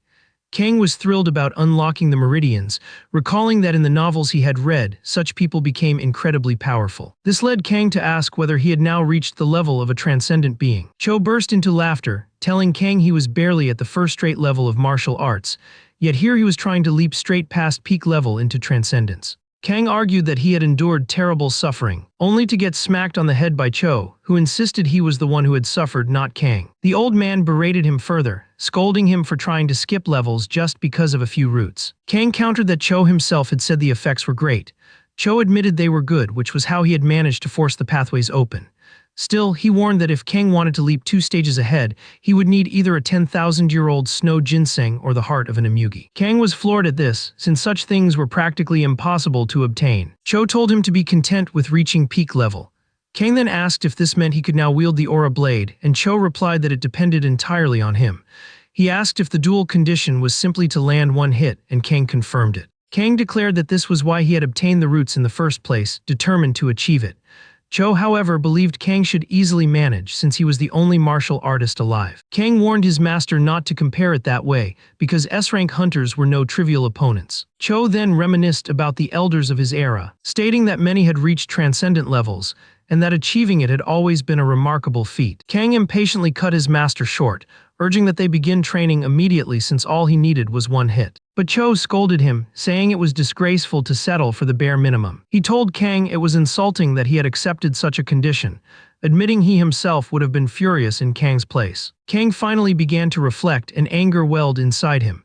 He realized it had been the vice principal who set those terms. And yet he had accepted them, letting himself be bound by the vice principal's standard. Fired up at last, Kang told the old man that he would aim to land not just one, but at least 5 hits on the vice principal for looking down on him. Even then, Cho was unimpressed, giving him only 50% marks out of 100. He then told Kang to follow, as he intended to push him toward a perfect score. Kang asked why he hadn't been told earlier, and Cho explained that it wasn't his own martial art, leaving Kang confused. Cho elaborated that during his youth of wandering, he had met many people, though only 2 could truly be called close friends. He explained that the technique he was about to teach was originally one used by one of them. Kang was shocked, asking if martial artists had begun sharing their techniques as friends. Cho denied it, saying that martial skills could never be passed on except to a disciple. He had only learned the technique by clashing with his friend many times. It had been considered a grave sin in Muram to steal each other's arts. But now that Kang was the sole martial artist in existence, such rules no longer mattered. Kang asked if that friend was as strong as Cho. The old man admitted not as strong but still a formidable figure. He revealed that back when he was peak level, his friend's techniques had troubled him, even though he had been a rank higher. Hearing this filled Kang with excitement, and Cho agreed to teach him, determined to see Kang shatter the vice principal's pride. 1 week later, Seora summoned Kang for a meeting. Seora brings up the drug issue within the organization. She explains that several drug storage sites in China and Japan have been busted. After updating Kang, she suddenly asks if it's true he plans to duel the vice principal. Kang is caught off guard, shocked that even the teachers know.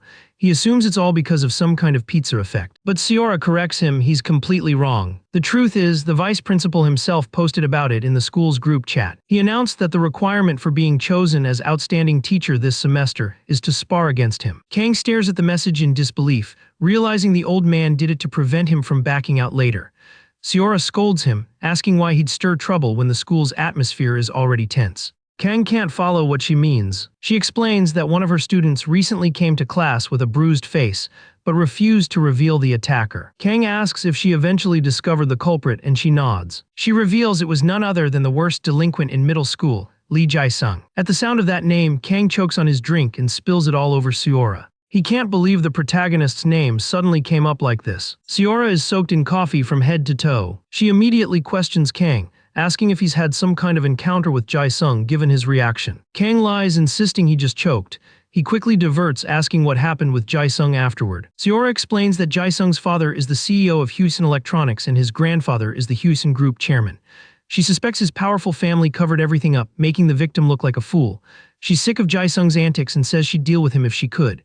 Kang sympathizes. After all, Jae-sung may become a hero in the future, but right now he's still in his reckless era. Kang tries to soften the mood. He urges Seora to calm down, reassuring her that Jae-sung might eventually straighten out, but Seora insists people don't change.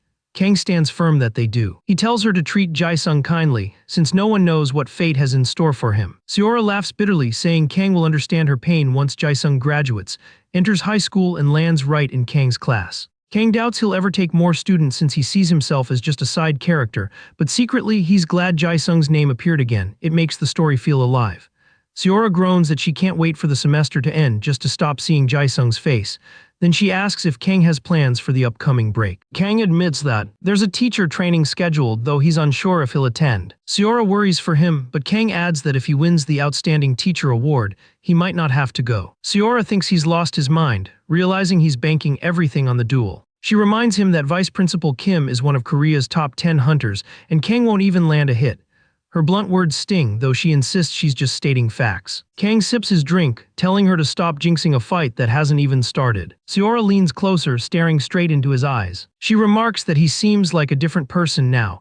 The old Kang would never throw himself into danger like this. Yet only a few minutes later, she contradicts herself, muttering that maybe people really do change. Little does she know, the Kang before her is indeed not the same man she once knew. Soon, the long-awaited day arrives. The arena fills with spectators. Everyone gathers, eager to watch Kang fail miserably. They assume his recent win against Jong has made him arrogant. Many envy him for not graduating from a Hunter Academy, yet daring to chase the title of Outstanding Teacher. Some whisper that he might have a hidden trump card, while others dismiss it, saying it won't matter against Kim. Kang hears every murmur. His sharpened senses after training with the old man pick up everything.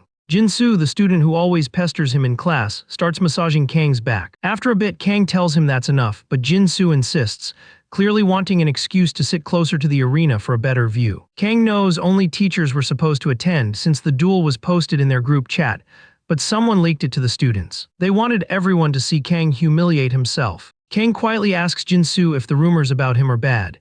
Jin-soo nods, saying most teachers think Kang is desperate for the award, but his students know that's not true. Thankfully, Kang still has a handful of supporters in the crowd. Among them are Park and the tech teacher. His entire class also shows up to cheer him on, which makes him genuinely happy. Finally, the vice principal enters the arena. His overwhelming aura alone silences the crowd, and Kang already finds his smugness unbearable. Kim pretends to act casual, saying he didn't expect such a big audience, despite being the one who hyped it up. He asks if Kang is ready, and Kang replies he's done all he can. His sword rests wrapped in cloth. Kim advises him to go all out from the start unless he wants to be humiliated. Generously, Kim even offers Kang the first move. Kang feels relieved. He expected this courtesy. High ranks often allow lower ranks the opening strike. It isn't mandatory, but it's his only chance to make an impact. The referee steps in, reviewing the rules once more. He reminds everyone that for Kang to win, he only needs to land a single hit. Both fighters confirm they agree to the rules. Kang politely asks the referee to step out, warning it could get dangerous. The referee, offended as an A-rank, scoffs, until Kim orders him to obey Kang's suggestion. Left with no choice, the referee relents. And the moment he calls for the match to begin, he quickly steps out of the ring. Kang's weapon is actually a sword Cho entrusted to him, one that came from a friend. Cho had assured him it was a fine blade. Kang knows his only real chance lies in seizing this opening. He draws the sword and channels mana into it. The twin students gape in shock. He's forming an aura blade, something usually exclusive to A ranks and higher. Kang notes that while the students are amazed, the teachers' reactions are far less impressed. Even Kim smirks, asking if this is all Kang has. Kang replies with a firm no. Suddenly, Kang releases even more aura, engulfing the area around him. The teachers are stunned, because this technique is something reserved for S ranks. Even Kim is startled, though he notices Kang's aura is unstable and incomplete. Kim gestures for Kang to attack whenever he's ready. Kang apologizes for the delay, then raises his sword, gathering even more energy. The style he channels is the Heaven Demon sword art, passed down from Cho's mysterious friend.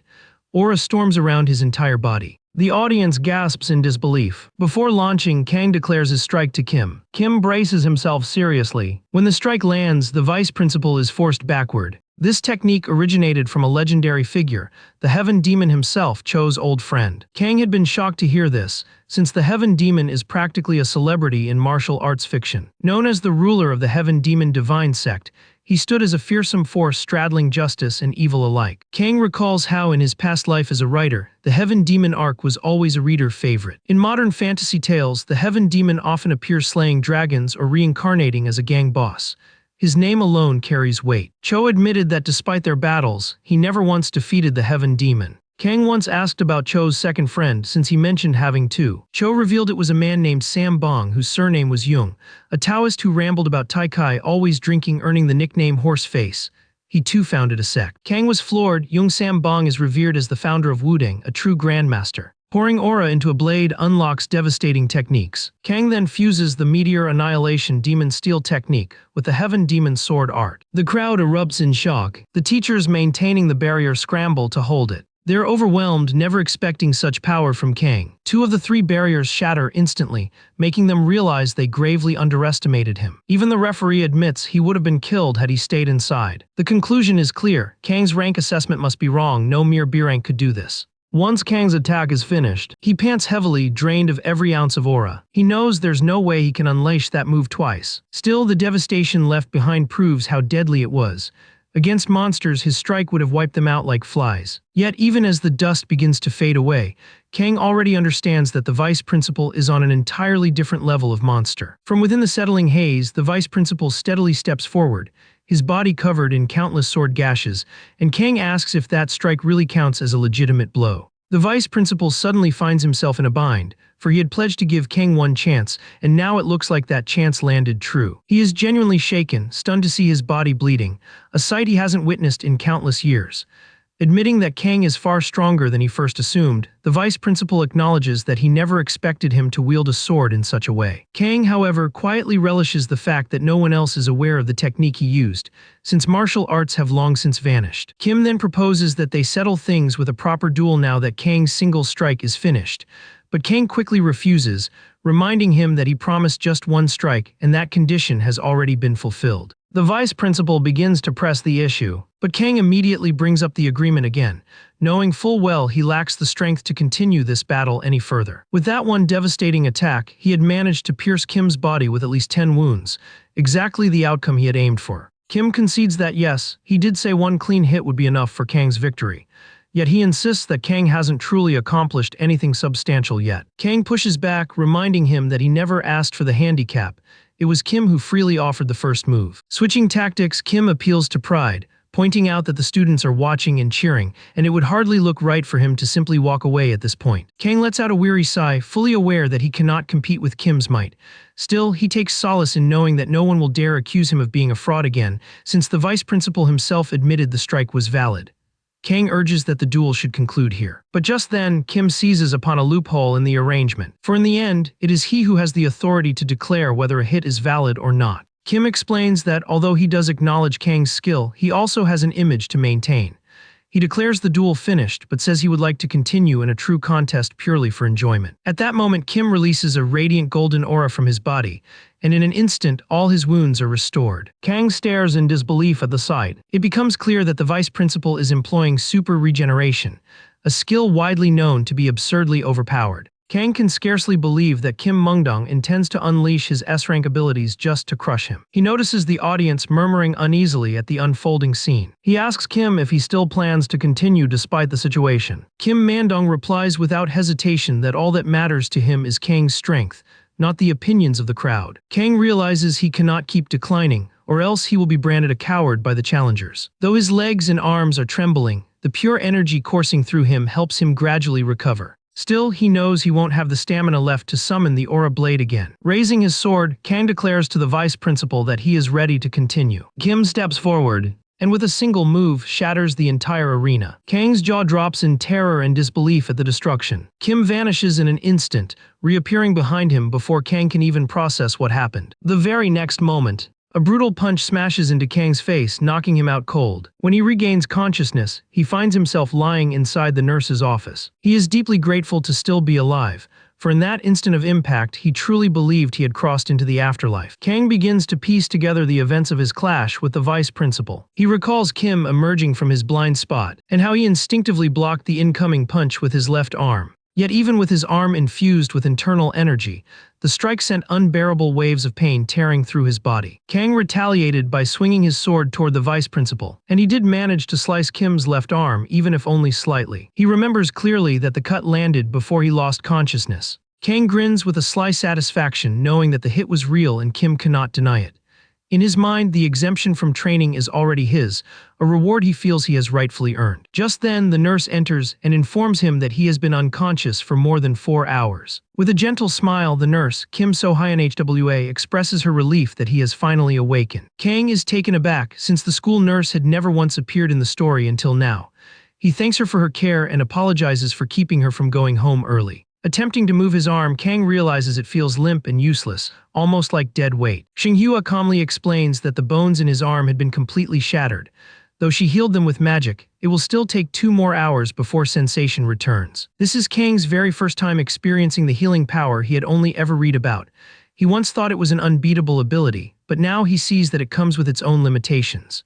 Xinghua mentions that the vice principal personally requested she watch over Kang, and since she lives in the dormitory, she has no issue doing so. Kang smiles at this and reassures her that he is feeling better, suggesting she can head back to her quarters. But he is surprised when Xinghua insists she does not wish to return to the dorms. She admits that her father had given her permission to leave when curfew arrived, but she intentionally stayed behind because she was curious about Kang. Kang can't help but smile at her words, but suddenly, he realizes she had let something outrageous slip in her explanation. He calls her attention to what she said about Kim being her father. Xinghua instantly realizes her mistake and begs Kang to keep it a secret, since no one else at the school knows. Kang nearly loses his composure as it dawns on him that his suspicion was correct. She confesses that she had been interested in Kang even before the duel, but witnessing how he handled her father left her even more impressed. Kang, however, insists that he lost since he fainted, but Xinghua explains that the official record still rules in his favor. Even so, she believes Kang is remarkable, especially because his opening strike was extraordinary, and she is certain others feel the same. Kang is surprised by her praise, realizing that she is far more diligent and thoughtful than he had assumed, appearing to be the complete opposite of her father. Xinghua then produces a bag filled with letters addressed to Kang during his unconscious state. Opening them, Kang finds they are filled with words of admiration. Reading them fills him with pride, especially the letter from Kim Sejin, as it redeems her reputation through his victory. Seeing Kang's joy, Xinghua notes that the duel was not a defeat for him. Kang agrees but laments that he still wished for the training exemption. Confused, Xinghua asks about this, and Kang explains the deal he had struck with the vice principal. She chuckles, wondering why Kang seems unwilling to pursue it. Kang reveals his fear of being treated harshly since he did not come from a hunter academy. She reassures him that not all teachers dislike him, and urges him to wait until next semester when their resentment will fade away. Kang smiles, commending her for her sound advice. The two agree to become friends, and within a day, Kang fully recovers. The next morning, he attends the semester-ending ceremony. There, Kim fulfills his word and declares Kang the outstanding teacher. One teacher objects, pointing out that Kang did not win the duel. But Kim silences all dissent by challenging them to face him in combat instead. He reminds everyone that Kang was the only applicant for the award, making him the rightful recipient. After the ceremony, Kang notices a clear shift. Several teachers now treat him kindly, expressing eagerness to work alongside him in the upcoming semester. Returning to his class, his students excitedly share their plans to spend the break at the beach on Jeju Island, inviting him to join. Kang politely declines their offer, for he already has different plans for the vacation, ones that involve Xinghua. In truth, Kang's finances are. His bank account is beginning to dry up, prompting him to accept a side job alongside Xinghua. Most of the money he had earned from the stocks has already been spent. He used it to repay loans, settle taxes, and make investments.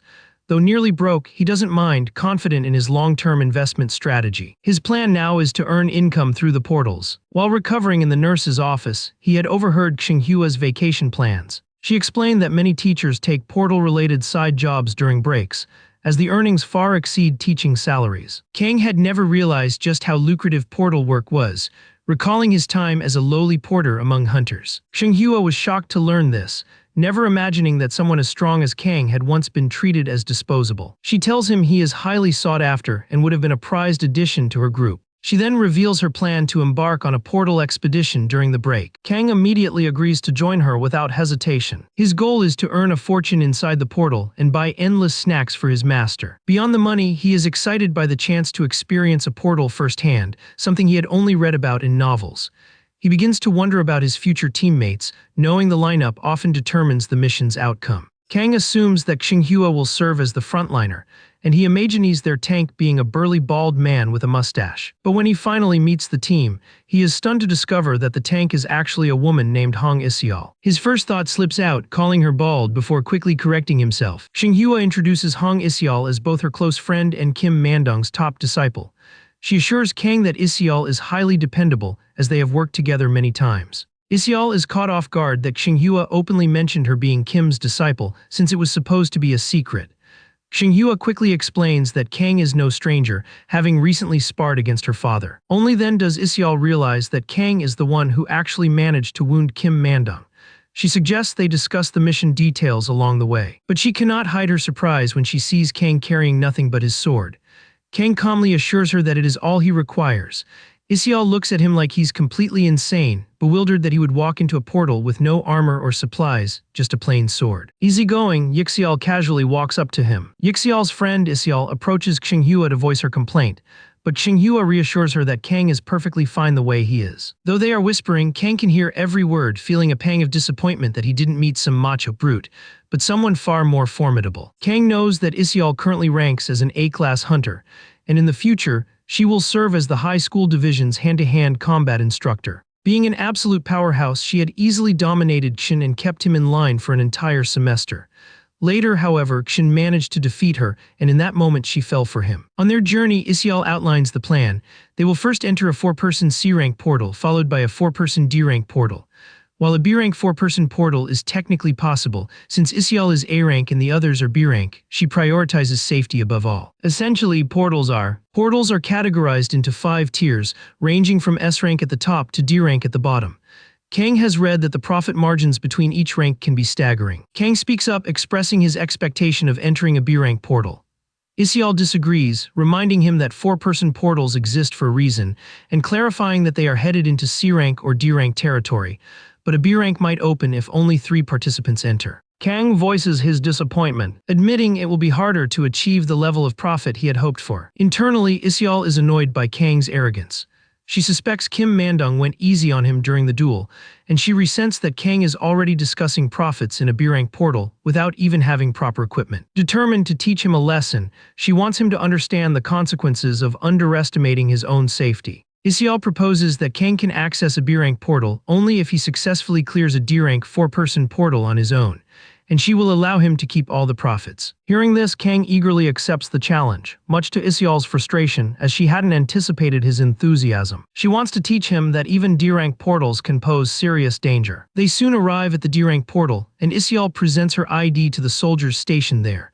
The guards verify her identity and grant her permission to enter at will. Yixial informs the soldiers that Kang will enter first, while they will join him shortly. Stepping out of the vehicle, Kang gazes at the D-rank portal before him. Isial explains he has 1 hour to clear the portal. If he fails, she and Xinghua will have to intervene. Kang's excitement builds, viewing the portal as the perfect chance to test his combat prowess against monsters. He assumes Isial has his best interests in mind, unaware that she secretly harbors disdain for him. Xinghua, concerned, asks if Kang will be okay venturing inside alone, and he confidently assures her he will manage. Kang recalls his first portal experience, a D-rank entry which he cleared effortlessly. Bolstered by his mastery of his martial arts, he feels ready for the challenge. He recognizes that he is slowly drifting away from the quiet life he once sought, but he feels at ease, adapting to his new pace. Kang finally steps into the portal, armed only with his sword. To his surprise, the portal opens into a lush forest, far from the rumors of molten lava landscapes in some portals. He notices a blue border marking the safe zone, and stepping beyond it puts him at risk of attacks from lurking monsters. Given the forest environment, he expects no monsters using complex magic.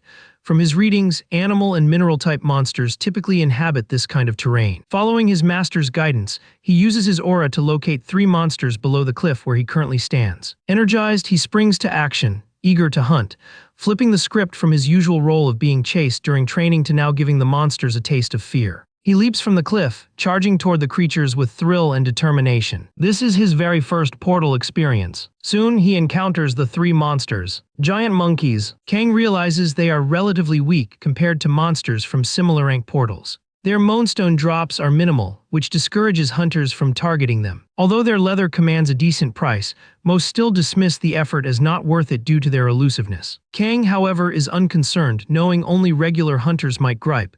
He has no such hesitation. One of the monkeys lunges at him, but he swiftly decapitates it. He is motivated by the fact that each monkey's monostone sells for 300,000. Kang grins menacingly, preparing to take down the rest with ruthless precision. The monkeys, clever enough to recognize when they are outmatched, attempt to escape. They climb trees to flee, their thick leather and speed giving ordinary D-rank hunters a hard time. Kang, however, relentlessly pursues, slicing them down with precision, knowing clean neck cuts yield the best leather profits. Lacking exact pricing knowledge, he decides to dispatch as many as possible without hesitation. Though the act is grotesque, his prior exposure to visual guides helps him endure it. Suddenly, blood sprays into his mouth, forcing him to vomit instantly. The monkeys think this will slow him down, only to see a crazed human in pursuit. They are the predators, yet now the hunted. Vomiting continues as Kang chases relentlessly. The metallic scent of blood challenges his endurance. Even covering his mouth does nothing. He resolves to acclimate to the gore before tackling the next portal. Kang keeps the monkeys under siege, aware that his hour limit looms. Outside, the soldiers notice a peculiar shift in the portal. Once blue, it now appears navy, signaling an upgrade to an A-rank portal, shocking them to the core. Panic spreads and they quickly alert the company commander. One soldier remarks that Kang is inside, but his partner warns that any attempt at rescue would likely end in a grisly death. Being non-hunters, their only option is to call A-rank hunters. It would take at least 4 to clear the portals safely. Xianhua and Isial learn of the portal's sudden mutation. Xianhua panics, but Isial urges calm, advising they report to the Hunter Management Bureau first. Xinghua stresses the extreme danger of A-rank portals, fearing Kang cannot survive alone. Isial explains the true causes of portal mutation. First, when monsters inside evolve by consuming one another repeatedly. Second, when monsters feed on hunters who enter, absorbing their powers and traits, spawning terrifyingly strong monsters, drastically raising the portal's difficulty. Isial fears the worst, that Kang is already dead. Xinghua argues, believing the mutation likely resulted from monster-on-monster predation. Isial reminds her it has been an hour since Kang entered. She advises realism while feeling guilty, since her lesson for Kang inadvertently caused this. Xianhua wants to enter. Isial instructs her to stay in the safe zone while she searches for Kang, citing her speed advantage. She warns Xinghua that failing to obey will result in a knockout. Isial urges Xianhua to retreat outside if anything goes awry. The soldiers are stunned at their determination to enter despite the portal's changed status. One tries to block them. His colleague insists they must allow entry. He reminds him that Isial is Kim Mandong's disciple and can handle danger. Isial worries Kang might face the portal boss. The portal boss requires 4 A-rank hunters, likely a giant poison spider or massive snake. Worst case, it could be the forest nightmare ogre. Xianhua silently prays that Kang is near the entrance. Unknown to them, Kang has delved deep, slaying over 50 monkeys. Yet no signs of clearing appear. He realizes a separate boss exists. Typically, the sky turns yellow upon portal clearance, vanishing after 12 hours. Kang senses strong energy, deducing a separate boss monster lurks. Still, the portal is officially D-rank, making this anomaly unsettling. As expected, a terrifying ogre appears, creature of an A-rank portal. Kang is momentarily stunned. Even one A-rank hunter would perish facing this alone. A 4-person A-rank team might leave one severely wounded. Kang recalls novels where a protagonist faced an ogre in the wrong portal, albeit a 2-headed S-rank ogre. He studies the ogre with unwavering confidence, convinced he can handle it alone, seeing 5 A-rank hunters as trivial. Still, he remains cautious. The ogre's thick skin renders sword strikes mostly ineffective, a minor tickle rather than a cut. Kang contemplates the danger as he strategizes. The ogre swings its weapon, nearly catching him off guard. He narrowly dodges, but the strike devastates the ground. Kang puts distance between them, recalling Hunter's warnings about facing ogres without mastery of the aura blade. Staring at the obliterated terrain, he realizes a single hit could pulverize him. Rather than fear, he calculates the potential value of an ogre stone from past experience. Valued at 10 million won, the prize alone ignites his full focus. Without hesitation, he unleashes his aura blade on the ogre. Meanwhile, Isial rushes in his direction. praying that he is still alive. Yixiao had been running for quite some time, yet there was still no sign of Kang. This left her questioning just how far ahead the man could have gone. Soon after, she stumbled upon the remains of colossal monkeys littered across the ground. She noticed that the corpses seemed to form a trail, and from that she deduced that Kang had been pursued by these beasts. Among the evidence, she also discovered traces of vomit. This led her to assume that Kang must have been struggling during the clash, which caused him to vomit. She blamed herself, convinced that she had guided him straight to his death, until a sudden realization struck her. A disturbing thought formed in her mind. She noticed that every single corpse she had passed bore the same gruesome condition.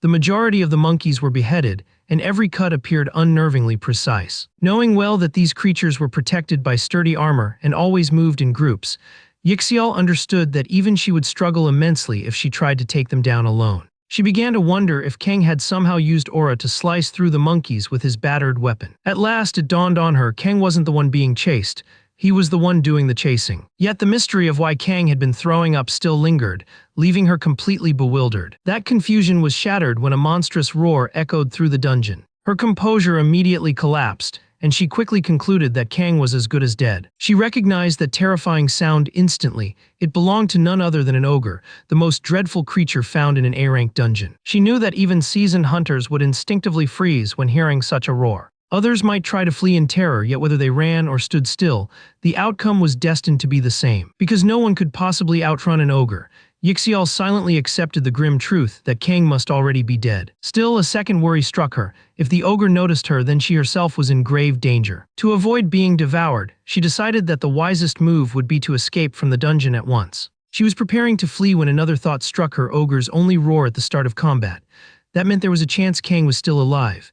Despite knowing she might not stand a chance against such a monster, she sprinted toward Kang's direction, remembering that even 5 A-rank hunters struggled to bring one down. As she rushed forward in his direction, she began contemplating the possible outcomes. She knew without a doubt that Xinghua would never forgive her if she abandoned Kang to die. So without hesitation, Yixiao charged straight toward the danger. She cried out Kang's name, desperately hoping he would answer. At last she arrived at his location. But the sight that greeted her was completely unlike anything she had imagined. Before her eyes, Kang stood wielding a sword cloaked in aura. With a single devastating slash, he unleashed a strike so powerful that Yixiao couldn't help but consider it breathtakingly beautiful. She watched in shock as Kang shredded through the ogre's tough hide, as if it were nothing more than soggy paper. She had doubted Kang's strength when Xinghua first spoke about him. Yet witnessing this scene with her own eyes, she realized he was indeed wielding an aura blade.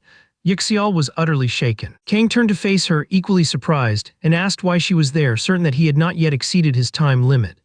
With a casual smile, he admitted that he had hurried to deal with the monsters, but unexpectedly encountered a boss monster. Yixiao, still overwhelmed, couldn't fathom how Kang remained so calm. The very first words that escaped her lips were to ask him how he was capable of summoning an aura blade. Kang chuckled, replying that the aura blade was far from perfect. He explained that he had only been able to bring it out because the ogre had suddenly appeared. He added that now he understood why she had suggested they explore a lower-ranked dungeon. Yixiao couldn't believe Kang could act so casually when the dungeon had clearly mutated into an A-rank. Without hesitation, Kang spoke of the only thing that truly mattered to him: the value they could gain from the ogre's corpse and its moonstone. As he turned to point at the ogre's body, the grisly sight overwhelmed him, and he doubled over, vomiting once again. That was when Yixiao finally realized the truth. Kang wasn't sick from fear, he simply had a weak stomach. Kang admitted that he had been throwing up ever since he started fighting the monsters, but then pointed upward, noticing that the sky had turned blue. Yixiao confirmed it, saying that it was the sign the dungeon had been cleared, and all that remained was to call for the recovery team. Before they contacted anyone, Kang insisted that Yixiao should claim she was the one who killed the ogre. Yixiao was stunned, asking him why he would hand over the credit for something he had fought so hard for. Kang calmly explained that he didn't want unnecessary attention. If word spread that he had slain an ogre, it would surely stir rumors and draw too much focus onto him. Yixiao was left speechless as she stared at him. Finally, she apologized for how she had treated him earlier without understanding his true abilities. Since Kang had no desire to stand out, she accepted that he must have his reasons.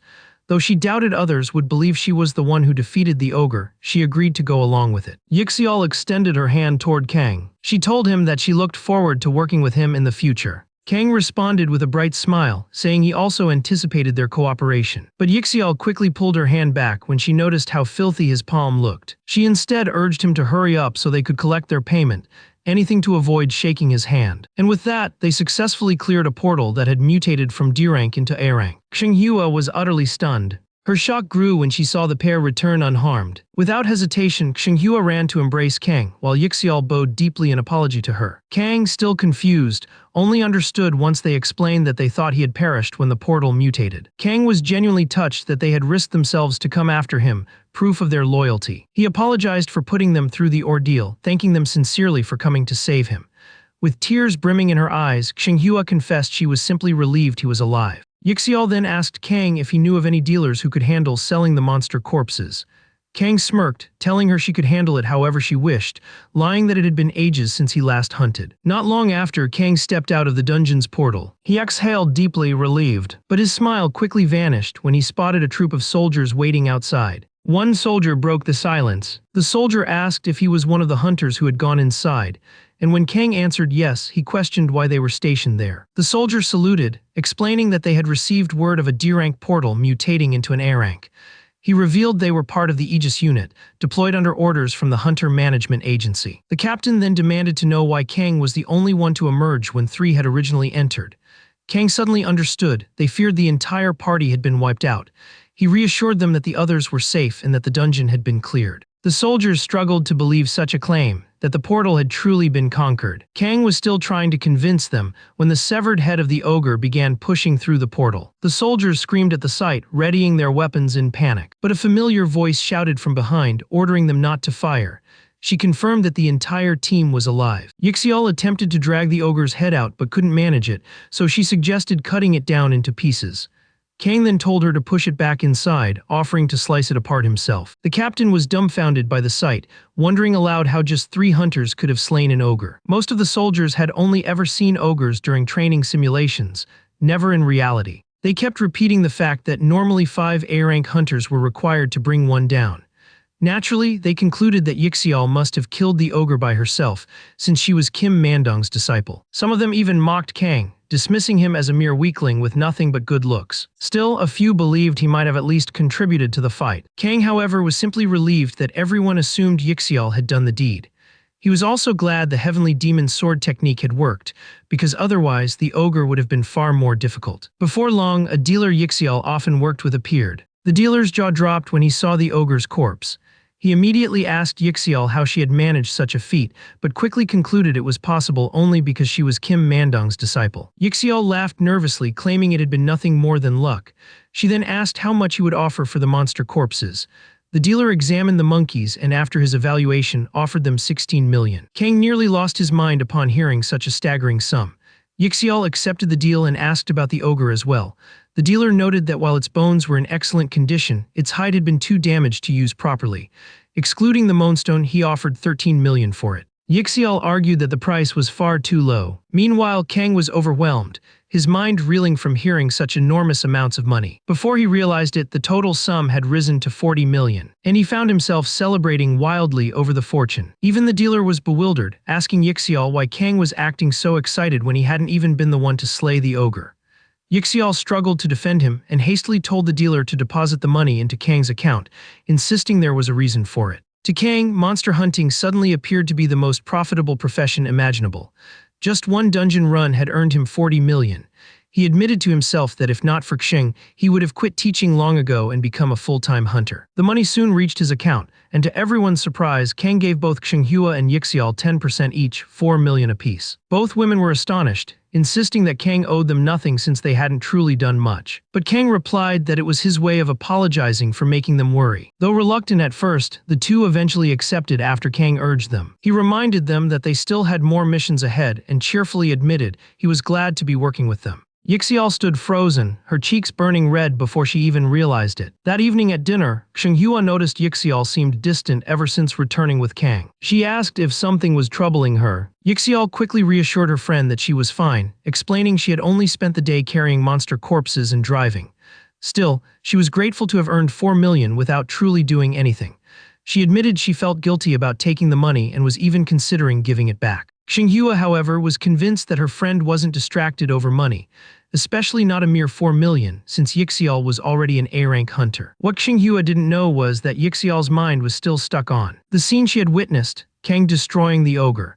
She knew the skill he had displayed was an incredibly dangerous one, unlike anything she had ever seen from another hunter. Yixiao then confessed that she believed Kang might hold the key to unlocking her own next stage of power, as she had been stagnant ever since her promotion to A rank.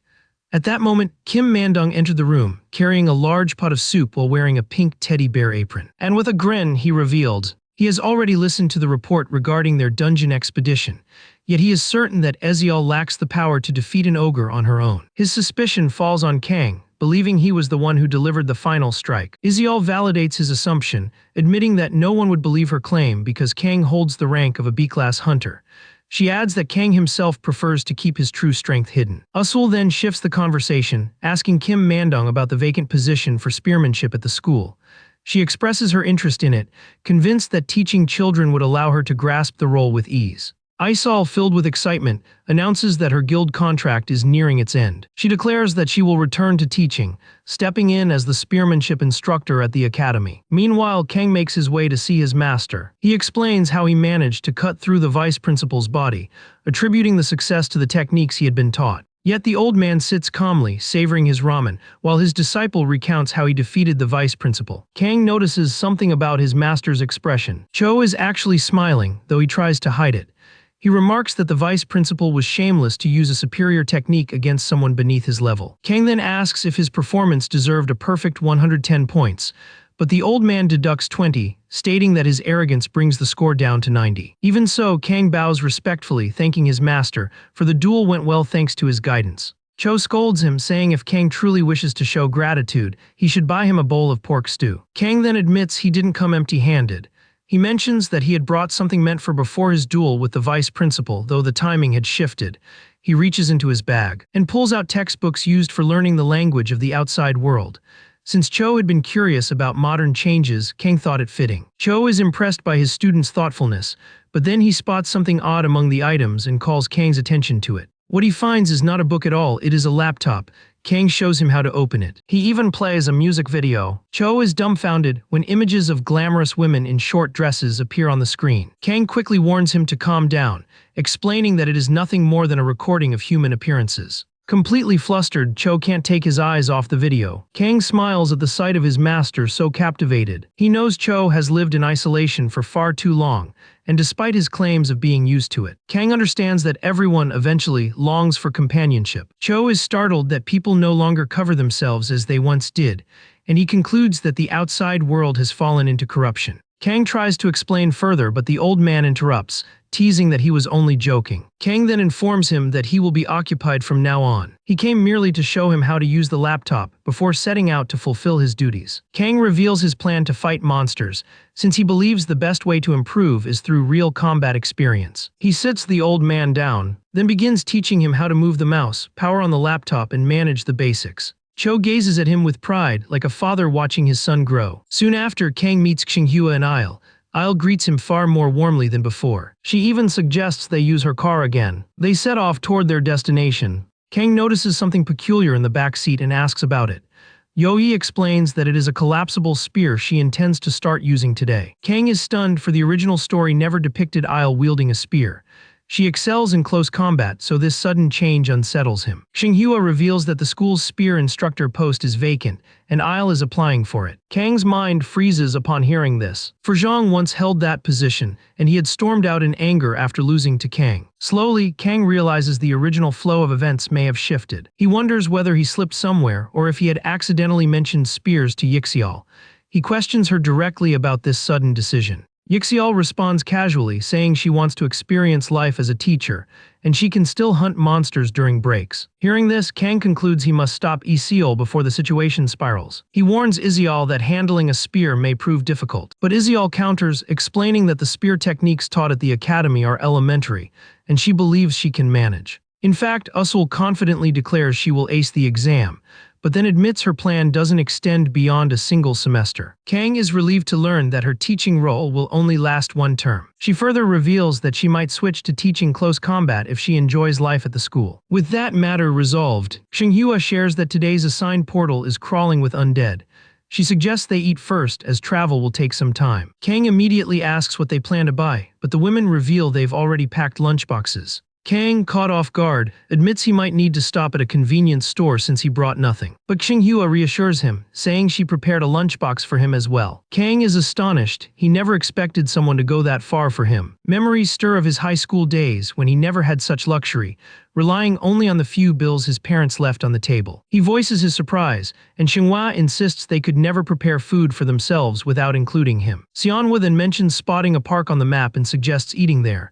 Kang agrees, saying any place works for him. The group settles down to enjoy their meal. And once they finish, they step into the portal. As anticipated, they encounter undead creatures. Xinghua stays behind, supporting her allies with buffs, while Kang and Izal strike down the monsters. This routine continues for days as they clear other portals. Each one is dealt with swiftly. After one such mission, Usul receives an unexpected call. It is from her uncle. He urgently requests her assistance with an A-rank portal mission that could last a week. Ezel turns to her companions, asking if they are available. Kang, quick to respond, accepts without hesitation, sensing that this moment marks a major turning point in his second life. Once Iko gains their consent, she tells her uncle she will call back after adjusting her schedule.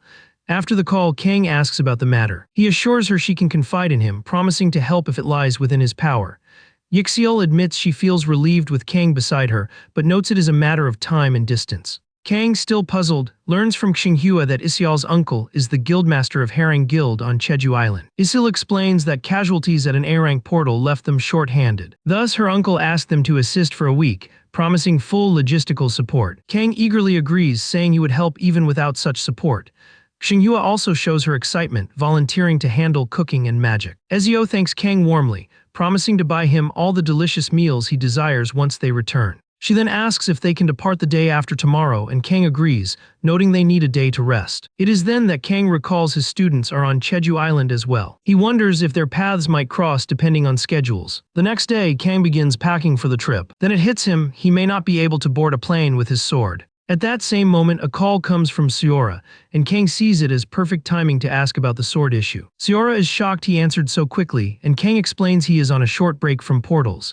He then asks if there's a way to bring his sword on the plane. Seora first calls him crazy, then explains he can show his hunter's license at the airport, and the sword will be checked in as luggage. She also reveals her actual reason for calling his license. She reminds him that it's time to renew it, warning that without renewal he cannot teach at the school next semester. Checking it himself, Kang realizes she is right, his license has only a month left. He wonders how she knew. Kira confesses that Antas contacted her a few days earlier. She says it was a routine call, but his name came up. Kang is stunned that Antas still speaks of him despite their separation. Seora explains his recent actions have made him well known. Kang is startled that Antas has learned so much, even though he's been careful. Seora reveals that Antus' influence stretches everywhere, and that some of the challenge letters Kang received were from his agents. She explains Antus is understaffed and hopes to recruit Kang again. They even urged her to deceive him by pretending she had accepted his proposal. But she says she made an excuse to avoid it, assuring Kang that Antas won't bother him for now. Yet Kang is curious how she managed to push them back. Though hesitant, Seora admits she resorted to something vile. She told them that Kang had stolen her socks to sniff them. Disgusting as the lie was, it managed to drive them away. Kang didn't care much as long as he managed to slip out of Antu's line of sight. He even expressed gratitude to Seora for lending a hand. The following morning, Kang arrived at the airport where he was greeted by Sionhua and Isil. Kang was utterly taken aback at the sheer size of the crowd waiting at the airport. Sionhua casually remarked that the place was probably packed due to the vacation season. Ezial then added that the injured hunters would soon recover and return to duty, and once they worked diligently for a few more days, they too could carve out some time to relax. After their plane finally touched down, they were met by Ezial's cousin Hong Yashil, who welcomed them with a cheerful smile. She came across as a bright and spirited girl, completely unlike Izal, her demeanor warm and enthusiastic.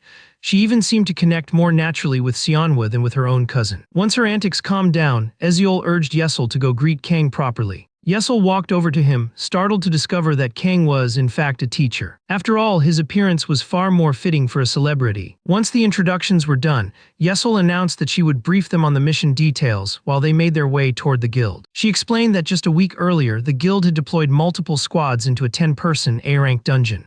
But during the raid, 3 ogres suddenly appeared. Although the hunters eventually cleared the dungeon, one of them lost their life in the process. The guild's vice master, along with all the accompanying members, ended up severely injured.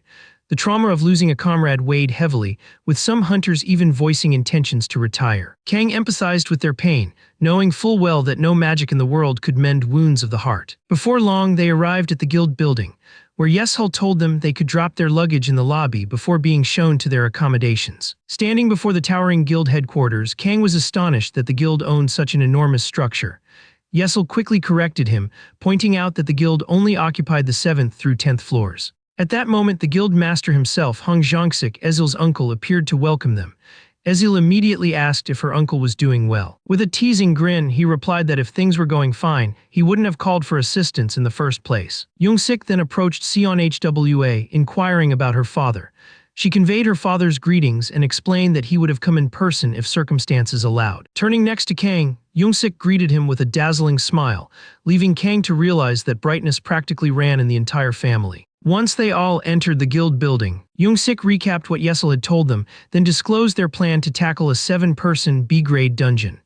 The guild, valuing the safety of its hunters, often deployed more than the required number for such expeditions. But due to staffing shortages, he explained they could only spare 5 hunters this time. Isial cheerfully assured her uncle that the number was more than sufficient. She then turned to Kang to hear his thoughts.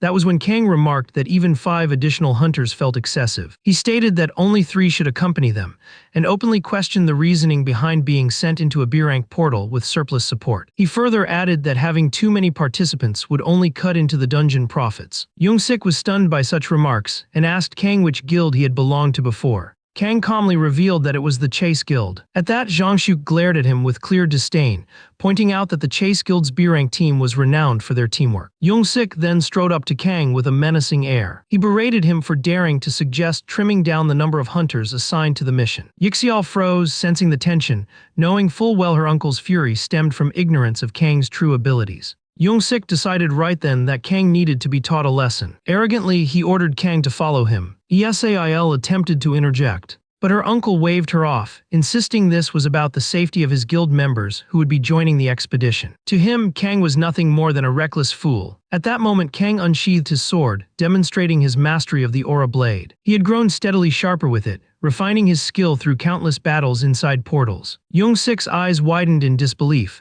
shocked to see such a technique from someone labeled only a B-rank hunter. Kang tried to downplay it, joking that he merely picked up the skill along the way and hadn't perfected it yet. Youngsik realized then that he had misjudged Kang entirely. Kang offered an apology if his words had sounded rash, but he explained that he and the girls had been operating as a 3-person team with no issue whatsoever. That forced Youngsik to pause and reconsider. He eventually acknowledged that, in fact, reducing the headcount would ease the burden of his staff shortage. At that point, Xinghua interjected, urging Zhang Zik to trust Kang since he had recently triumphed over her father. Kang quickly refuted her, saying the vice principal had gone easy on him, but Xinghua insisted he was the winner under the agreed rules. This revelation shocked Zhang Zik, who was floored to hear that Kang had managed to strike Kim Mandong. Yixinjil promptly backed up the claim, affirming that Kang was indeed the real deal. Yet Youngsik couldn't understand why someone of Kang's caliber remained stuck at B-rank. He pressed Kang for an explanation. Kang admitted there was no special reason other than failing to meet the criteria for the promotion exam, which demanded clearing over 100 B-rank portals. He added that overseas expeditions didn't count, which was why he hadn't yet taken the exam. Kang shared his intention to renew his license and aim for the requirements the following year.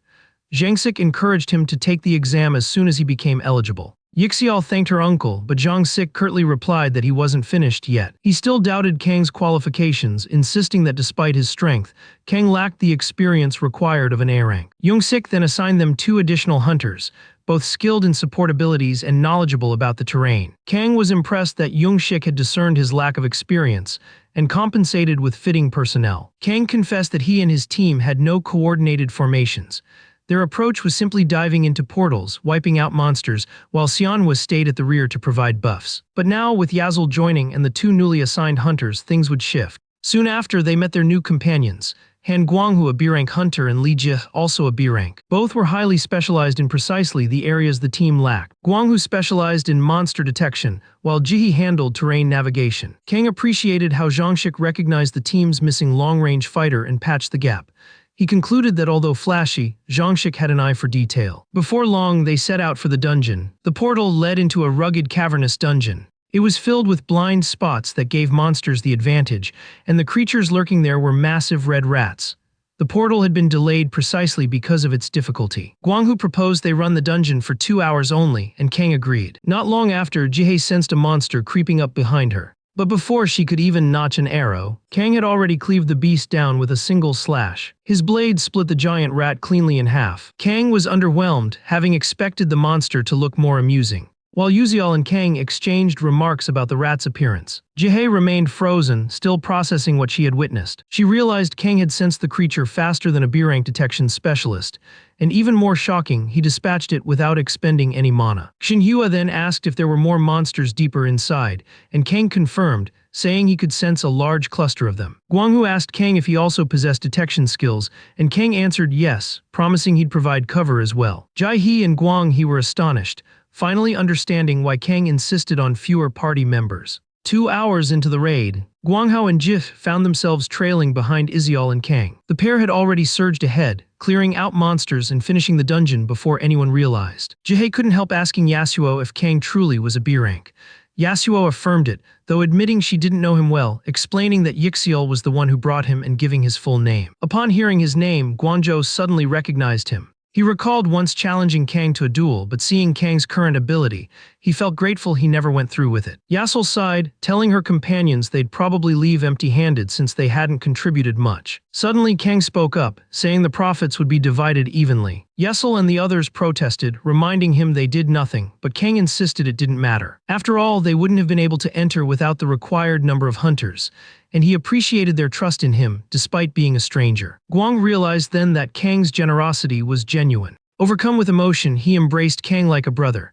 From then on, the team continued conducting multiple expeditions across the island. Meanwhile, Kang's students on the island figured out that their teacher was there as well. They began bombarding him with messages, urging him to meet up with them. On the third day of the expedition, Guang and the other extras in the squad remarked on how lucky they were to have Sanhua, Yixu, and Kang, since those three were doing the lion's share of the work. After they stepped out of another portal, Xinhua reminded Kang about his appointment. Kang admitted he intended to meet his students, who had come to Jeju for vacation, though he was still covered in monster blood and grime. Xianghua advised him to wash up before heading out. Kang was pleased to see the team slowly growing comfortable with one another, confident that things would get smoother next week when the injured hunters returned. Guanghu then asked if Kang needed a car to see his students, but Kang said there was no need, as he planned to take a taxi instead. But Guanghu insisted that Kang take his car, saying it was the least he could offer as help. Kang accepted the car, and while heading out to meet his students, he called them on the phone. The students were overjoyed to hear their teacher was finally coming to see them. He asked if they needed anything, and also inquired whether they were all together. Jinsu explained that one of the twins, Ansu, had caught a fever, so she stayed behind at the inn. She then said they would all return to the inn within an hour. Kang told her that the timing was fine, and when he pressed again about what they wanted, they started shouting countless requests over the phone. Kang had to end the call abruptly, though he caught the part where they asked for beef. It left him wondering if something was off. Soon he reached a checkpoint, but instead of police officers, he saw soldiers manning the area. He asked one of the soldiers what had happened and why traffic was crawling. The soldier explained that a monster had broken loose during a raid near a dungeon close by. The hunters who were sent in had failed to contain it. That was why the entire area had been sealed down. Kang didn't think much of it at first, until it hit him that Yuan Seo was inside the inn. He asked the soldier about the size of the lockdown, and the man confirmed that the entire district was sealed. Then he asked if Kang was a resident within the area. Kang said no, but mentioned that someone he knew was staying at the inn inside.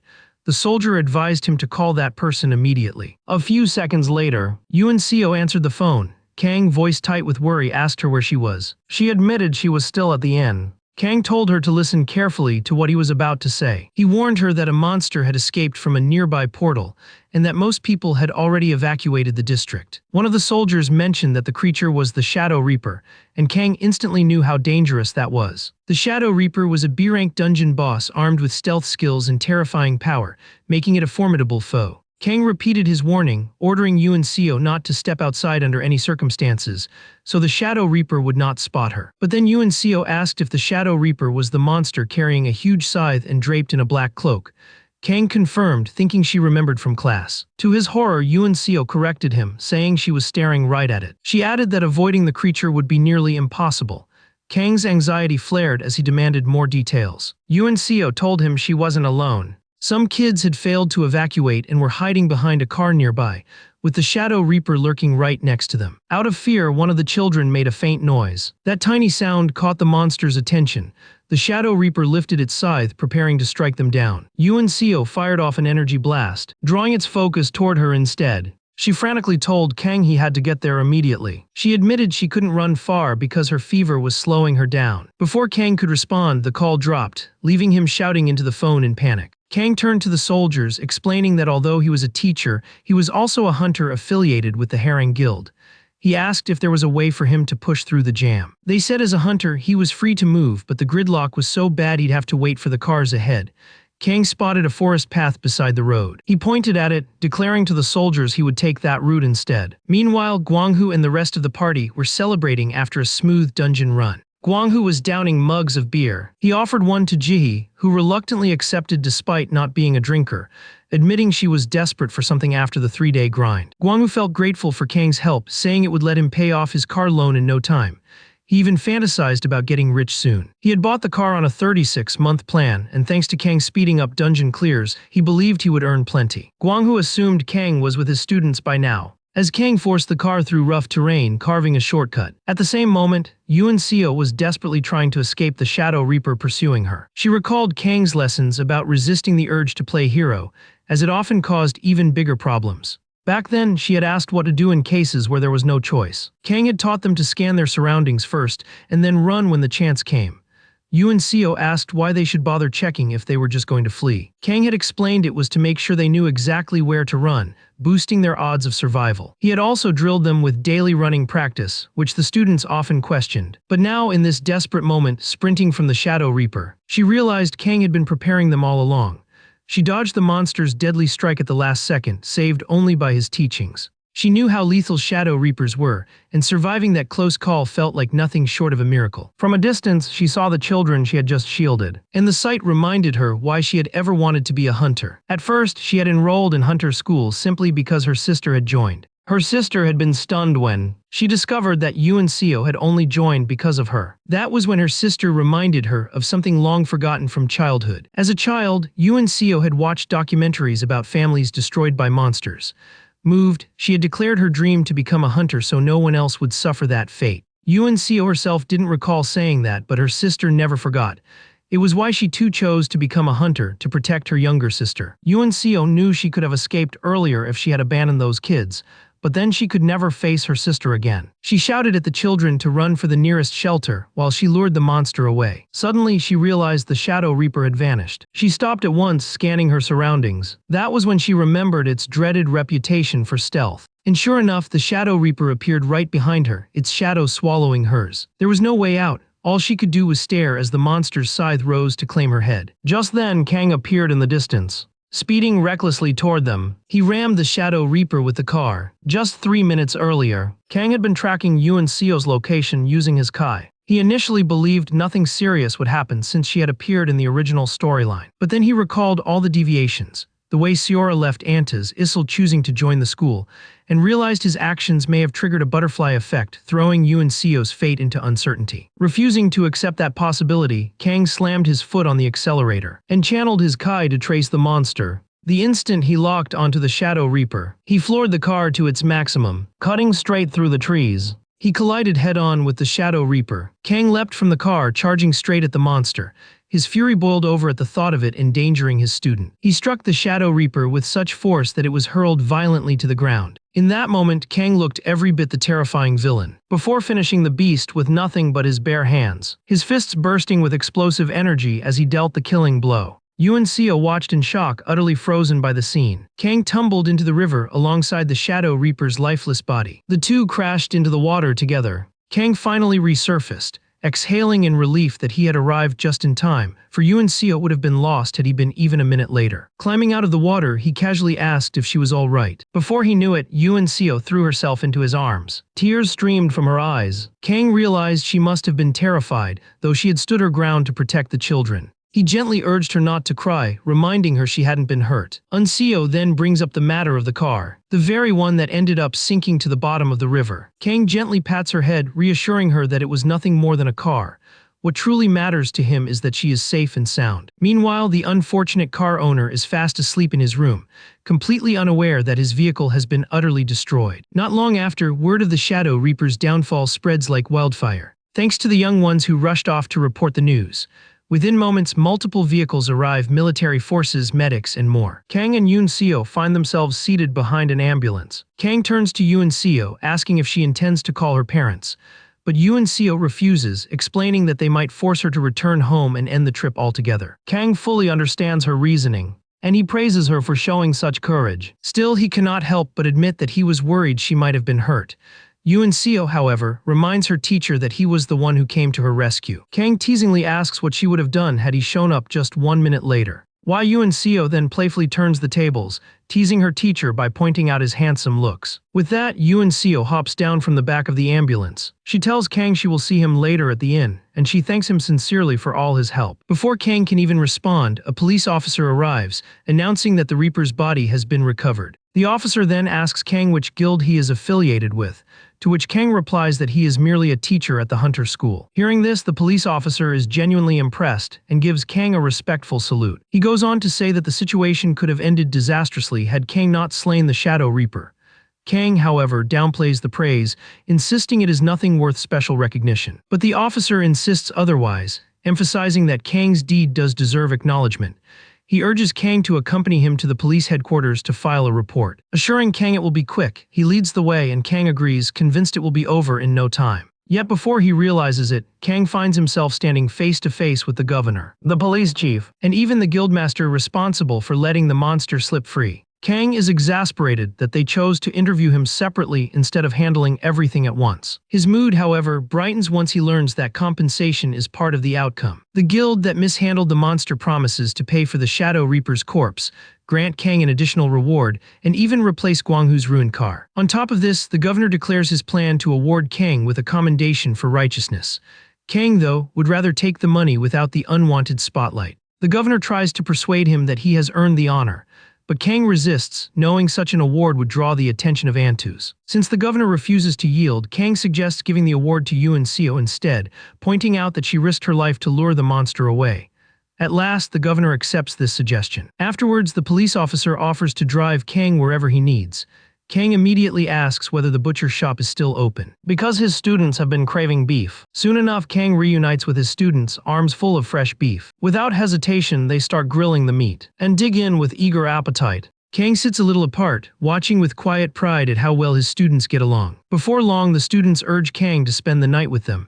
He tries to decline politely, but they press him, even inviting him to join them at the beach the next day. At last, Kang agrees, and he suggests playing board games together. The following morning, Kang joins the students at the beach. He reclines on a chair while the students splash and play in the water. Kang marvels at their boundless energy, even after staying up the whole night. Already, he is planning to increase their running laps once school resumes. Just then, Jinsu and the others hatch a mischievous plan. They clamber out of the water and walk over to their teacher, asking if he feels bored. Kang simply replies that he is perfectly fine. But the students have something else in mind. They all lunge at him at once, yet he is far too quick, effortlessly sidestepping, leaving them grasping at empty air. Even so, the students refuse to give up, chasing after him relentlessly. Determined not to let him slip away, Kang casually remarks that they are still nowhere near strong enough to catch him. Then he calls on Jin Soo to come along with him to buy drinks, while leaving Yun Seo behind to watch over the rest. Yun Seo's sister Yun Soo is shocked, accusing Kang of favoritism toward Yun Seo. Kang calmly advises her to behave as well as her younger sister. He then continues walking away, telling everyone to stay put until he returns. Jinsu quietly asks if Kang really intends to leave the girls alone, and Kang answers yes. Jinsu feels relieved to be accompanying the teacher, thinking he could have ended up stuck like the others. While Kang and Jinsu are away, Ansel decides to take drastic measures to keep the girls under control. She balances cups of sand on their arms, warning them not to move until the teacher gets back. The girls are visibly frustrated, but with Anseo in charge, they can do nothing but endure. And as if their situation were not miserable enough already, a group of shady men shows up on the beach, and they immediately fix their attention on the girls. They ask if the girls would like to hang out. The girls turn away in disgust, making it crystal clear they want no part of it. Yet the men persist, trying to smooth talk their way into winning them over. Forced, the girls reveal they are still minors. But even that does not drive the men off. They offer drinks which the girls firmly refuse. One brazen man even grabs the brown-haired girl, and she instinctively twists his arm in anger, making him cry out in sharp pain. In her mind, she barrels through the rest of them, scattering them like straw before the wind. But reality sets in. Hunters face severe punishment for fighting civilians. And this includes trainees, whose strength is far beyond that of ordinary people. In truth, she never laid a finger on them. It was all just her imagination of tearing through the harassers. She even tells one that she has already pictured beating him senseless. Still, the man refuses to back down. The girl longs to be free to act, certain she could crush these delinquents. Just then, Kang returns to the beach, and is stunned to find strange men hovering around his students. He has only been gone 10 minutes, yet chaos has already erupted. The leader of the group notices him, and saunters forward like some mob boss, mocking Kang's youthful looks and saying he resembles a student. Kang stays composed, speaking to him in a calm manner. Yet the man's obnoxious behavior tests Kang's patience. At last, Kang tells him bluntly to leave, pointing out that the girls have already rejected him. Calling him a pathetic loser pushes the man's temper over the edge. Convinced Kang is trying to act superior, the man decides to teach him a lesson. He reaches for Kang, but Kang effortlessly catches his arm and twists it sharply, sending a surge of unbearable pain through him. Another thug charges toward Kang, but Kang sidesteps with ease, all while calmly enjoying his popsicle. Quoting Article 10 of the school's code, he reminds them it is his duty to protect his students when danger arises. Realizing the truth, the last delinquent panics. He whips out his phone, intent on calling the police to report hunters attacking civilians. Kang swiftly strikes his pressure points, then seizes the phone, casually telling him he would gladly make the call for him. With fear setting in, the delinquents attempt to flee, but Kang blocks their escape. At that very moment, Kang's police acquaintance arrives. Kang calmly explains the entire situation, having already bound the delinquents so they cannot break free. Once he receives the report, the officer hauls the delinquents into his patrol car. He assures Kang that they will take care of the troublemakers, leaving Kang free to enjoy the rest of his time on the island. After the police leave, Jinsu blurts out his astonishment that their teacher is actually acquainted with a police officer. Kang explains that it was pure coincidence, as he happened to meet him during the Shadow Reaper incident. This revelation makes him appear even more admirable in the eyes of his students, who shower him with praise. Kang attempts to excuse himself, but the students insist he stay and play with them. He finally agrees, and the group excitedly rushes back to the beach. The only one who doesn't join is Unso, who lingers behind. At that moment, she notices a woman approaching Kang to strike up a conversation. The lady boldly admits that she has been observing him for quite a while. Blushing deeply, she confesses that she thinks he is very cool, and she nervously asks if he would be willing to share his phone number with her. Kang is left utterly dumbfounded by this sudden confession, so stunned that he struggles to process what just happened. Words fail him and he begins to stammer awkwardly. Before Kang can recover or respond to the situation, Yuan Seo suddenly grabs him by the arm and briskly drags him away without giving him a chance to speak. She bluntly informs the lady that Kang is already seeing someone. Kang tries to argue, fearing that Yoon Seo has just sabotaged what could have been the start of a love life. But Yoon Seo remains unconcerned and continues pulling him along without hesitation. Once they are finally out of sight from the woman, Yoon Seo turns back and sticks out her tongue mockingly to taunt her. Kang asks Yoon Seo to let him go, but she refuses, saying he would only run back to the lady. Kang admits she may not be entirely wrong about that. Meanwhile, the woman pulls out her phone and dials a suspicious number. She whispers that she has discovered Kang's weakness. The mysterious person on the other end of the call is none other than Zhang, the former spear instructor who harbors a deep grudge against Kang and seeks to utterly ruin him. Not long afterward, Kang and his students prepare for their return to Seoul. The children are sent ahead first, while the adults wrap up the remaining preparations. As promised, Guangzhou is given a brand new, fully equipped car. Kang and his companions also join the guild's A-rank hunters who have just come back. Together, they complete an A-rank portal expedition. Meanwhile, Anseo receives the Brave Citizen Award on Kang's behalf. Still, Kang's name is mentioned in the reports as the one who actually defeated the monster. But the main spotlight remains on Yuan Seo. Before parting, Shanhwa promises Yasel that she will cook him a delicious meal the next time they meet. Zhangshik also expresses his gratitude to Kang, admitting that he once doubted Kang's strength. Zhangshik warns Kang that no matter how much effort he puts into concealing his true power, the world will eventually uncover it, and he should prepare himself for that day. Zhangshik further urges Kang to ensure that by the next time they cross paths, his rank aligns with his real abilities. Kang smiles and replies that he will do his best to make that happen. With that settled, Kang and his team finally make their way back to Seoul. At the same time, Zhangshik keeps an S-rank file with him, and it appears he already anticipates Kang becoming an S-rank hunter. Upon arriving in Seoul, Kang wastes no time and immediately goes to visit his master. He apologizes for coming later than expected, explaining that his workload has been overwhelming. Cho notices Kang's sun-kissed skin and assumes he has been working outdoors, unaware that Kang had been lounging under a beach umbrella.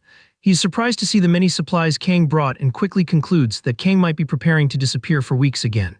Kang assures him that this time he is staying and will be around more often. Kang tells Cho that he has his license review scheduled for the next day, but he will return within a couple of days to check on him. However, once the semester starts, he will only be able to visit once a week. After this, Cho offers to cook ramen and asks if Kang would like some, but Kang declines. Kang flops to the ground, exhausted, telling the old man to enjoy the meal on his own. Lying in the snow, Kang reflects that it has already been 6 months since he first met Cho. He recalls that in the original story, Xiang gained his strength through secrets he uncovered 1 year and 6 months in, but Kang discovered them 6 months earlier, meaning there are still roughly 2 years left before he reaches that turning point. Even so, a heaviness lingers in Kang's chest. He fears that Cho may suddenly die, since the man was never mentioned in the original storyline.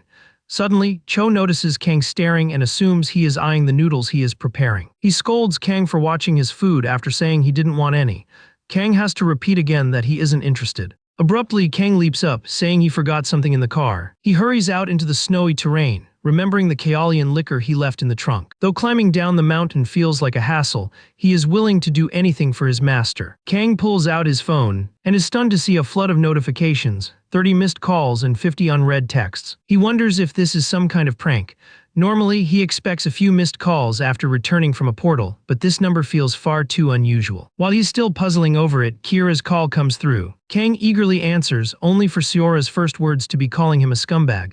He is completely caught off guard. She then continues, berating him as trash who let her down despite her high expectations. Kang, shocked, demands to know what she means, but Ciara yells at him not to play dumb because his actions are already all over the news. After throwing more insults, she abruptly ends the call.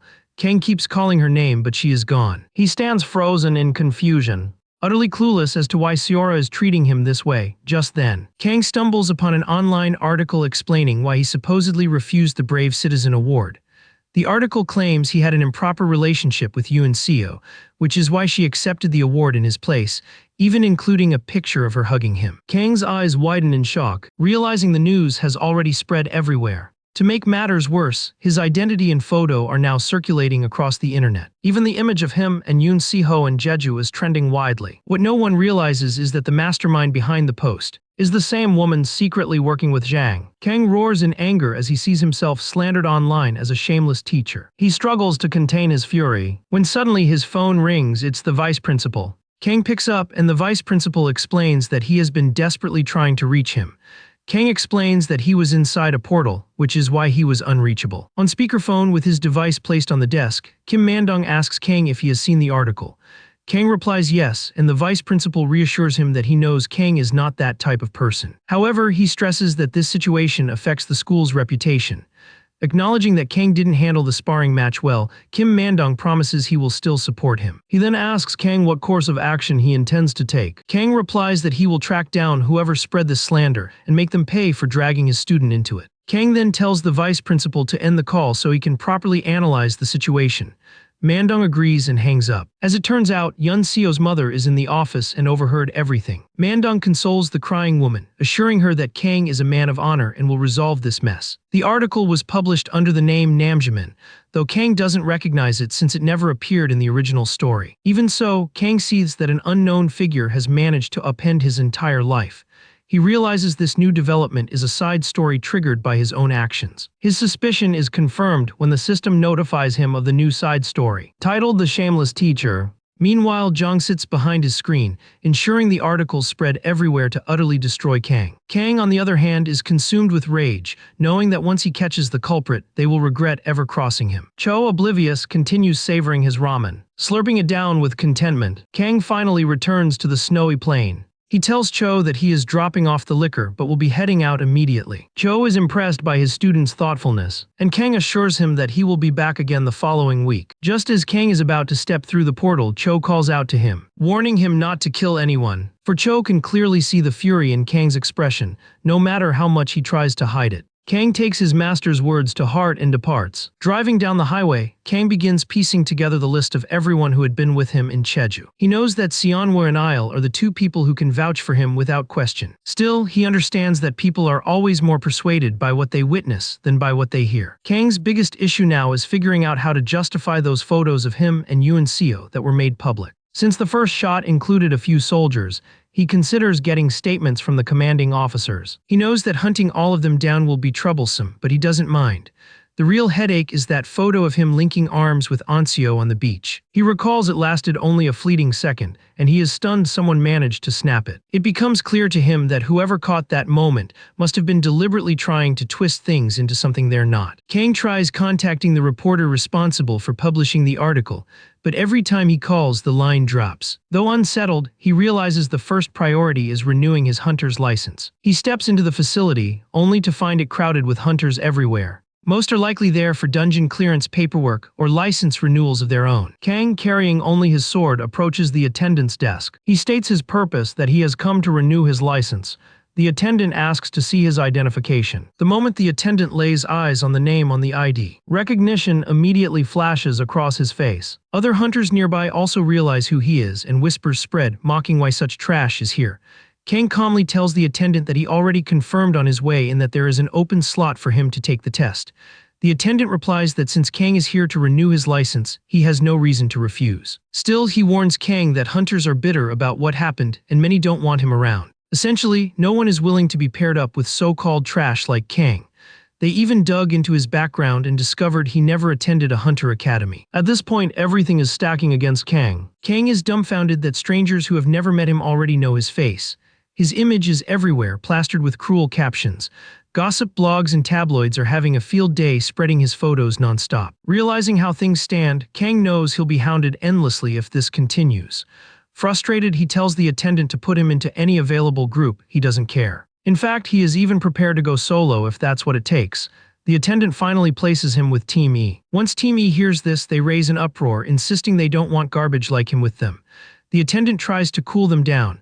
Since Kang already said he's willing to work solo, he tells them to just treat him like he isn't even there. The attendant then leads Kang to a portal, explaining that clearing it is required for renewal.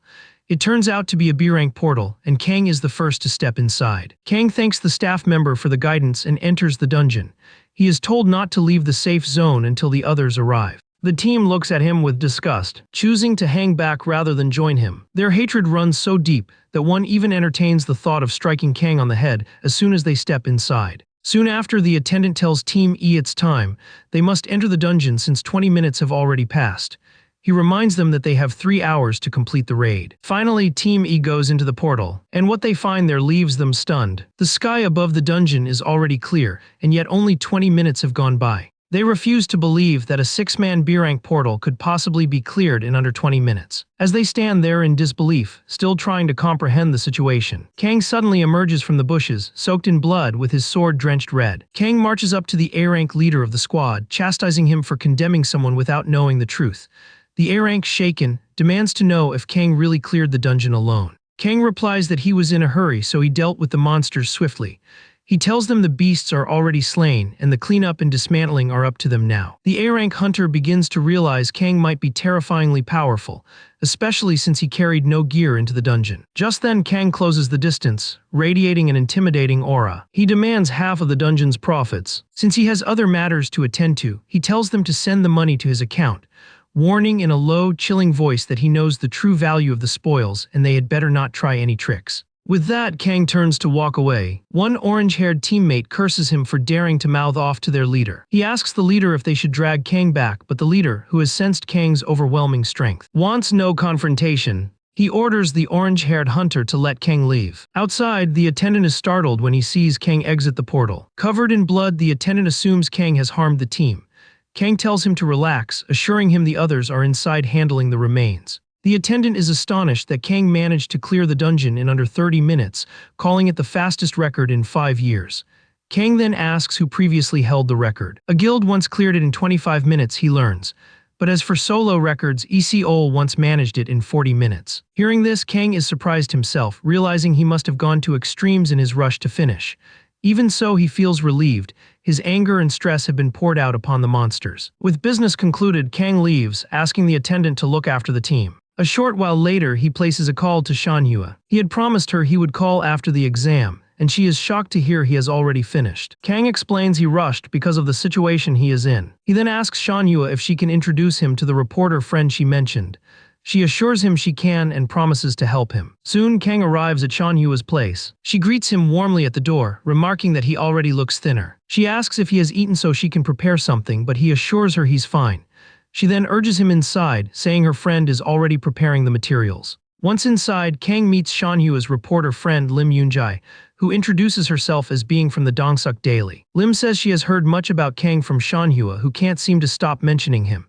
Before she can say more, Shanhua discreetly jabs her in the knee. Lim collapses with a yelp, and Shanhua, smiling, excuses herself to make some drinks. After preparing tea for everyone, Lim bluntly asks Kang if he is romantically involved with Yoon-soo. Kang firmly denies it.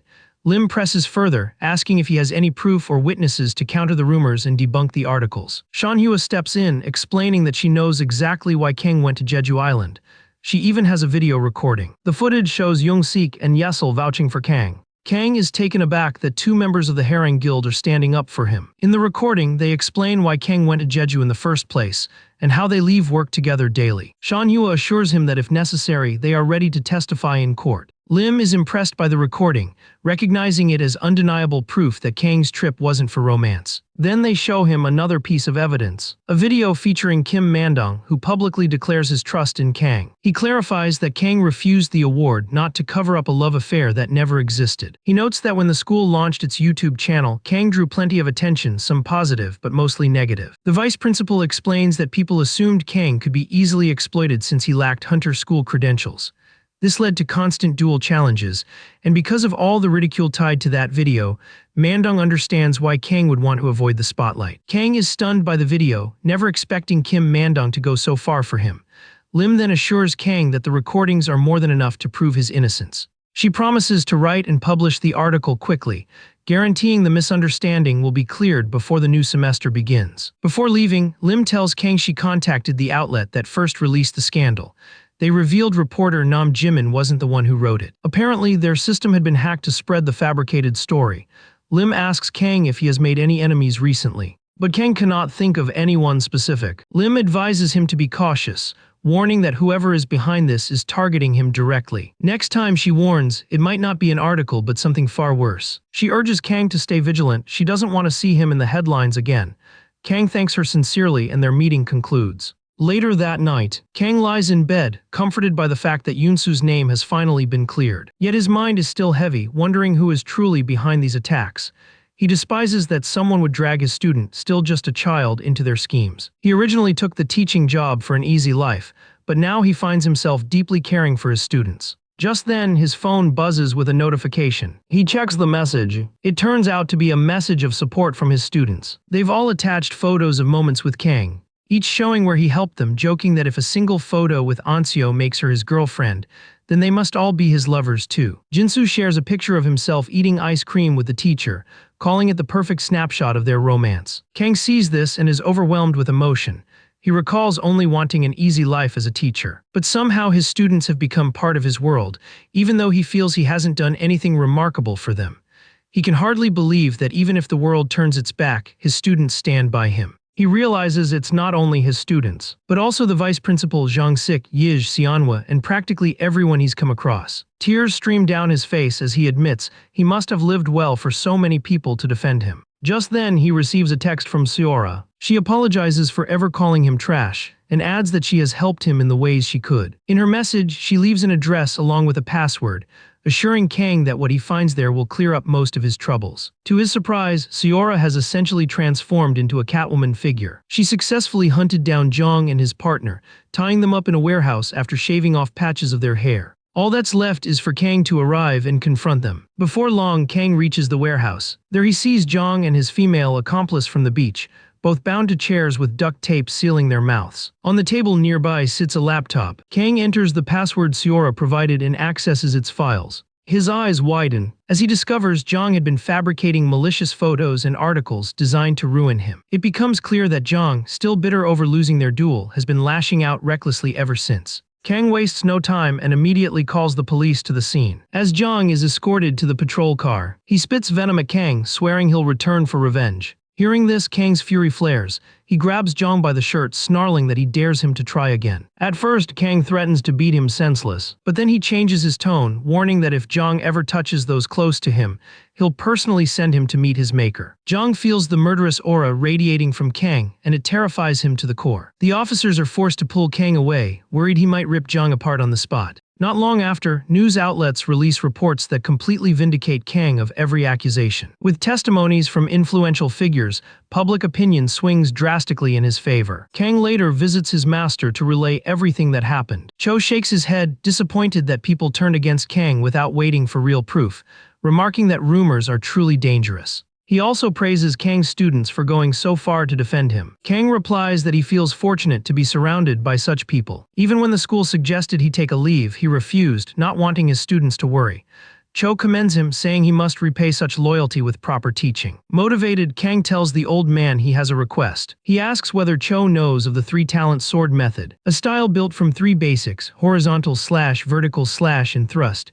Though considered a low-tier martial art, Kang feels it would suit his students. He wants to know if Cho is familiar with it, but Cho admits he isn't, and questions why Kang is curious about another technique when he hasn't mastered his current one. Kang explains further, and Cho realizes he's simply referring to the ordinary sword-cut basics. The talent term had confused him. Kang then asks if Cho knows any other methods apart from what he has already taught. Cho nods but wants to know Kang's purpose.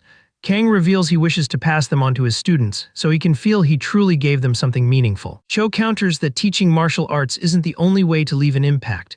He recalls something he learned from a three-bong master on Wudong Mountain years ago. Curious, Kang asks what it was, and Cho explains the man specialized in medicinal herbs, creating remarkable tonics. Cho reveals he was permitted to pass this knowledge to a disciple if he ever took one. Kang wonders why he wasn't given it before. Cho replies that Kang's body was already strengthened beyond the point of needing it. Kang assumes it must be some sort of tonic. But Cho corrects him. The herbs don't boost inner energy, but their effects are still extraordinary. He explains it is easy to brew, and believes it would be the best gift Kang could offer his students. He then asks if Kang is willing to learn it, to which Kang agrees. When Kang returns to class, the herbal brew is the first thing he shares with his students.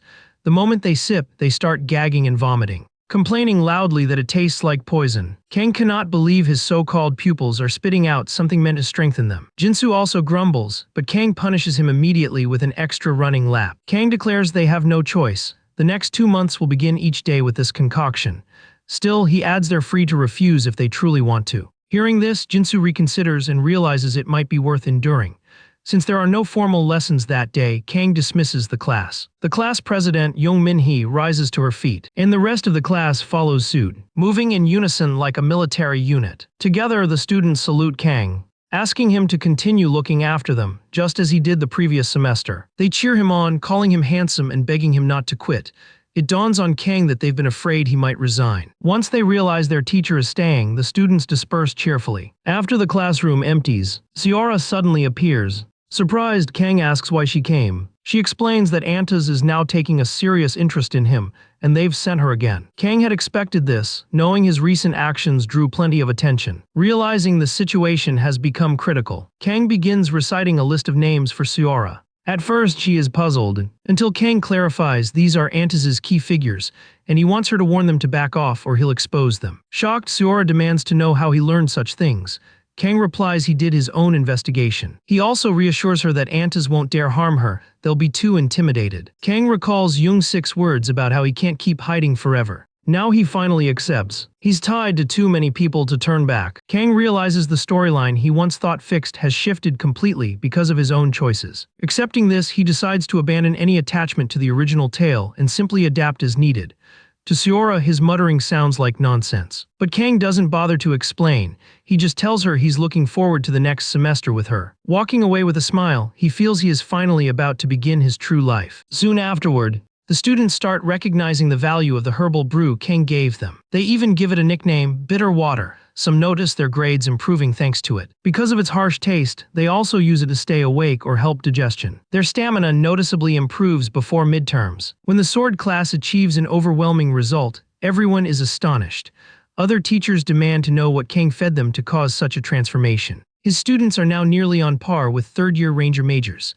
Kang feels proud of the praise, but resolves to push them harder now that they're stronger. Time flies and the second semester nears its end. On the last day, Kang warns his class not to waste their break, since midterm evaluations await them afterward. With that, the students scatter for home. Only Yoonsu and another Yoonsu remain behind. He asks why they haven't left, and they reveal they have something important to say. They tell Kang they plan to register for the martial arts tournament and want his opinion. The tournament, open to all students from every Hunter Academy, draws fierce competition. Without rank restrictions, third years usually dominate the results. Kang recalls this was discussed in a faculty meeting, but he hadn't expected his first years to be interested. The girls explain they want to apply early since preliminaries begin in November, but they're uncertain and want his advice. Kang warns they'll struggle against upperclassmen with experience. They agree, admitting they fear they might tarnish his reputation if they lose.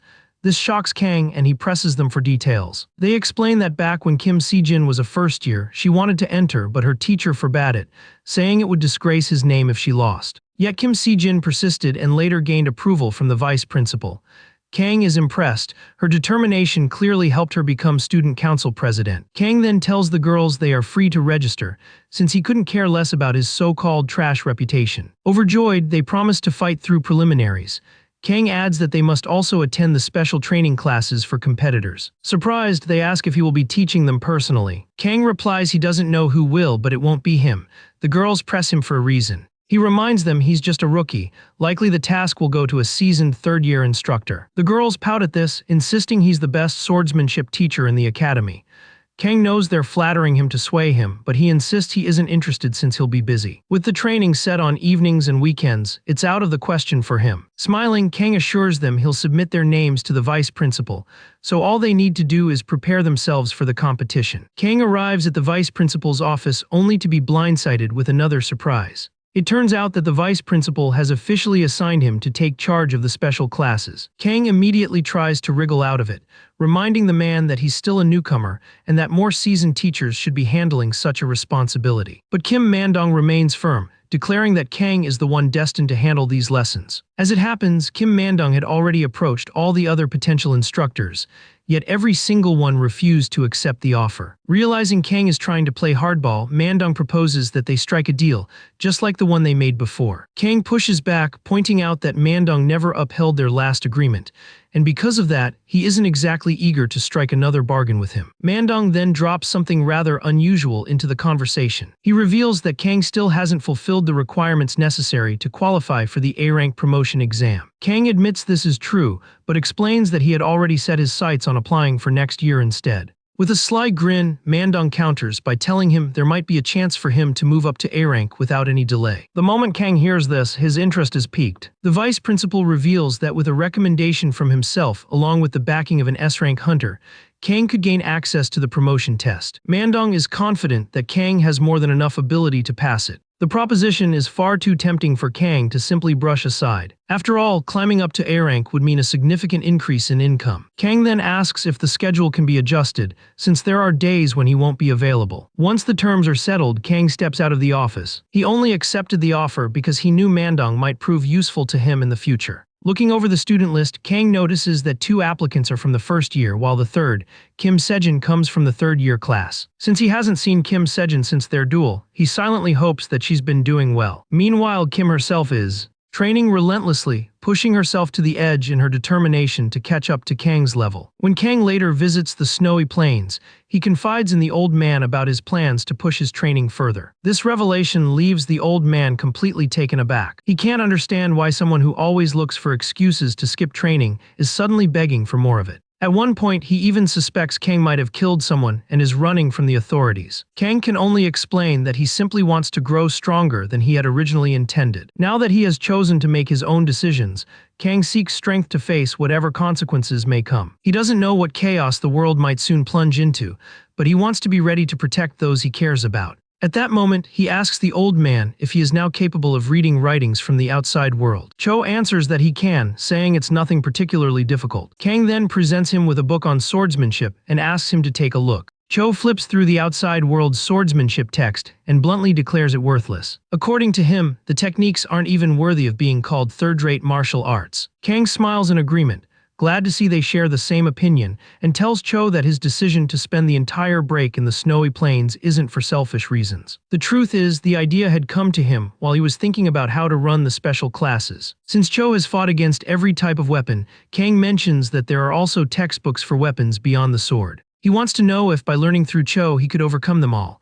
Hearing this, the old man grins, impressed by Kang's sharp idea. Cho realizes that what Kang is essentially asking for is a sparring match that doesn't involve fighting at all. It's the kind of sparring that takes place only through words. While it doesn't sharpen one's combat skills like an actual duel, it helps identify flaws and refine martial theories. Kang's concept is simple. If a grandmaster like Cho can point out the weaknesses in modern martial arts, then Kang can learn and later teach those counters. Kang firmly believes that if his students can master these counter-strategies, they'll become practically unstoppable. Without delay, Kang and Cho dive straight into their training. During one of their sessions, Kang manages to sneak up behind his master. He even attempts to land a strike on him. Yet despite the surprise, Cho easily blocks the attack. This became their daily routine for the entire break, training hard and documenting every session. And as always, Kang still gets beaten up by his master now, and then for acting like a reckless brat. Over time, the two build a bond, sharing not only training but even ramen together. For Kang, it turns out to be one of the most enjoyable breaks he has ever had. Once vacation ends, Kang finally gets to taste food with a different flavor, something other than ramen, when he returns to eating at the school cafeteria. He's still feeling awkward when Kim Sejin suddenly appears to greet him. It happens because the third years are first in line for meals, leading to their unexpected encounter. They later head into the training room where Kim suggests a sparring match. Kang declines outright, joking that his stomach will hurt since he just ate. Inside the training room, Kang is met with his troublesome group of students. It turns out that Min-hee and Jin-soo have also joined the two sisters in applying for the competition. That makes 4 first years and 1 third year altogether. Kang is relieved it's only 5, a number he feels he can reasonably handle. Jin-soo then asks if their lessons will also take place on weekends. Kang says yes, explaining that it was the principal's order, and if Jin-soo wants to complain, he should know exactly who to go to, while the others groan about the packed schedule. Kim Sejin states that she's even willing to attend on Sundays. Jin-soo looks at her in disbelief, wondering why she insists on being such a workaholic. Min-hee then raises her hand, suggesting they do more practical training instead of just theory. Kang agrees that sparring will take priority, though theory still won't be neglected. Kim Sejin then raises her hand again, asking if she can train separately from the others. Kang can clearly see through her desperation to prove herself. He wonders who exactly she is trying so hard to impress. At that point, Kang brings out his new textbook and hands it to his students. The title of the book is Countering Style. Kim initially shows little interest, but once she opens it and sees the content inside, her mind is blown away. The rest of the group don't understand right away, assuming Kang wants them to learn how to wield weapons other than swords. They grumble that it would be too difficult to also learn new weapons and even magic. But Kang just smiles, pointing out that Kim Sejin is the only one who has grasped the meaning. He tells them to read the title once more, and then it clicks.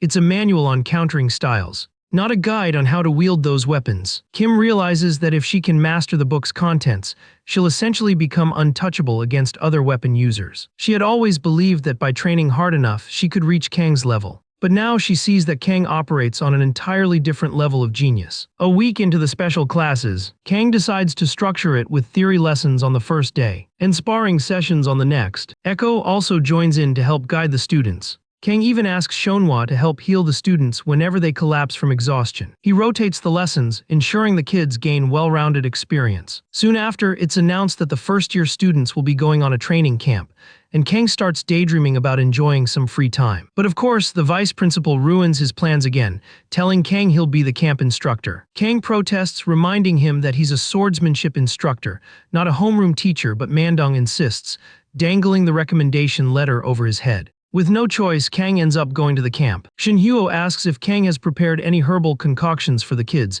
and Kang confirms he has. He explains that the herbs are beneficial for growth, especially since the students are still in their developmental years. The children have already begun experiencing noticeable physical improvements from drinking them. After one sparring session, Seo offers to help Kang clean up, but he declines, telling her she's already done plenty. Kang then heads to the locker room to gather his belongings, but suddenly Kim Sejin appears behind him, startling him. Kang asks why she hasn't left yet, worried she might be there to challenge him to a spar, but she says no, she has something important to tell him. She hesitates before finally revealing that she won't be able to attend class this coming Saturday. Kang is taken aback the moment he hears it. His mind immediately starts racing, wondering what the reason behind it could possibly be. Normally, Kang would be relieved to have one fewer student to look after, but this time he realizes he's grown genuinely invested in teaching them. Even Kim Sejin's eyes welled up with tears as she broke the news to her teacher. Kang takes comfort in the thought that it's only for a single Saturday. Afterward, the two of them sit outside together to talk. The only thing Kang could offer her at that moment was his herbal remedy. It comes out that Kim Sejin will be heading out on actual hunts every weekend starting this Saturday.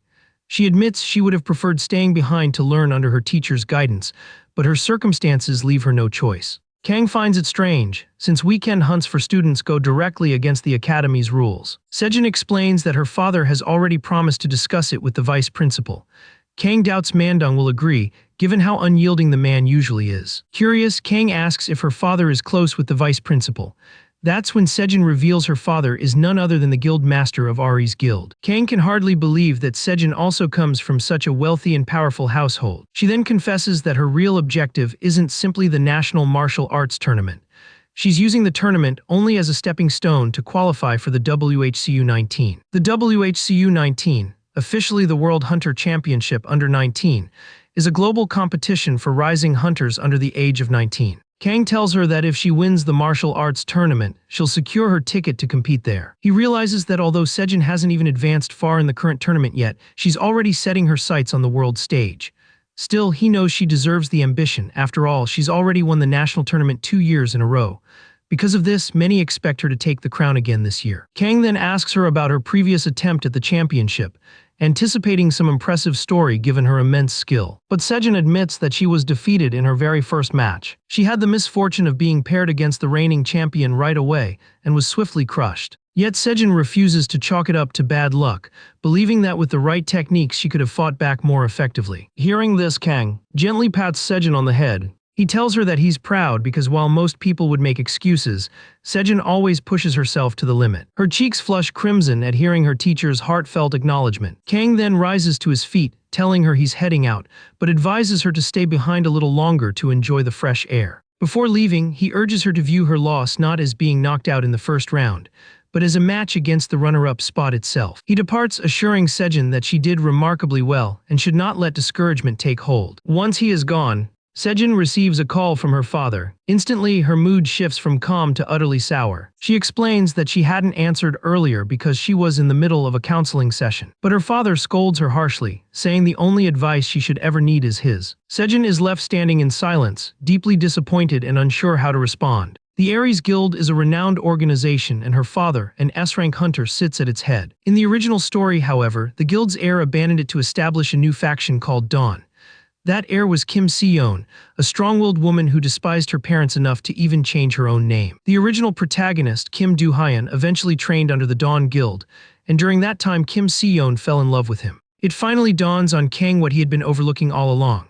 He had been puzzled as to why Kim Sejin, clearly a talented individual, never appeared in the original storyline.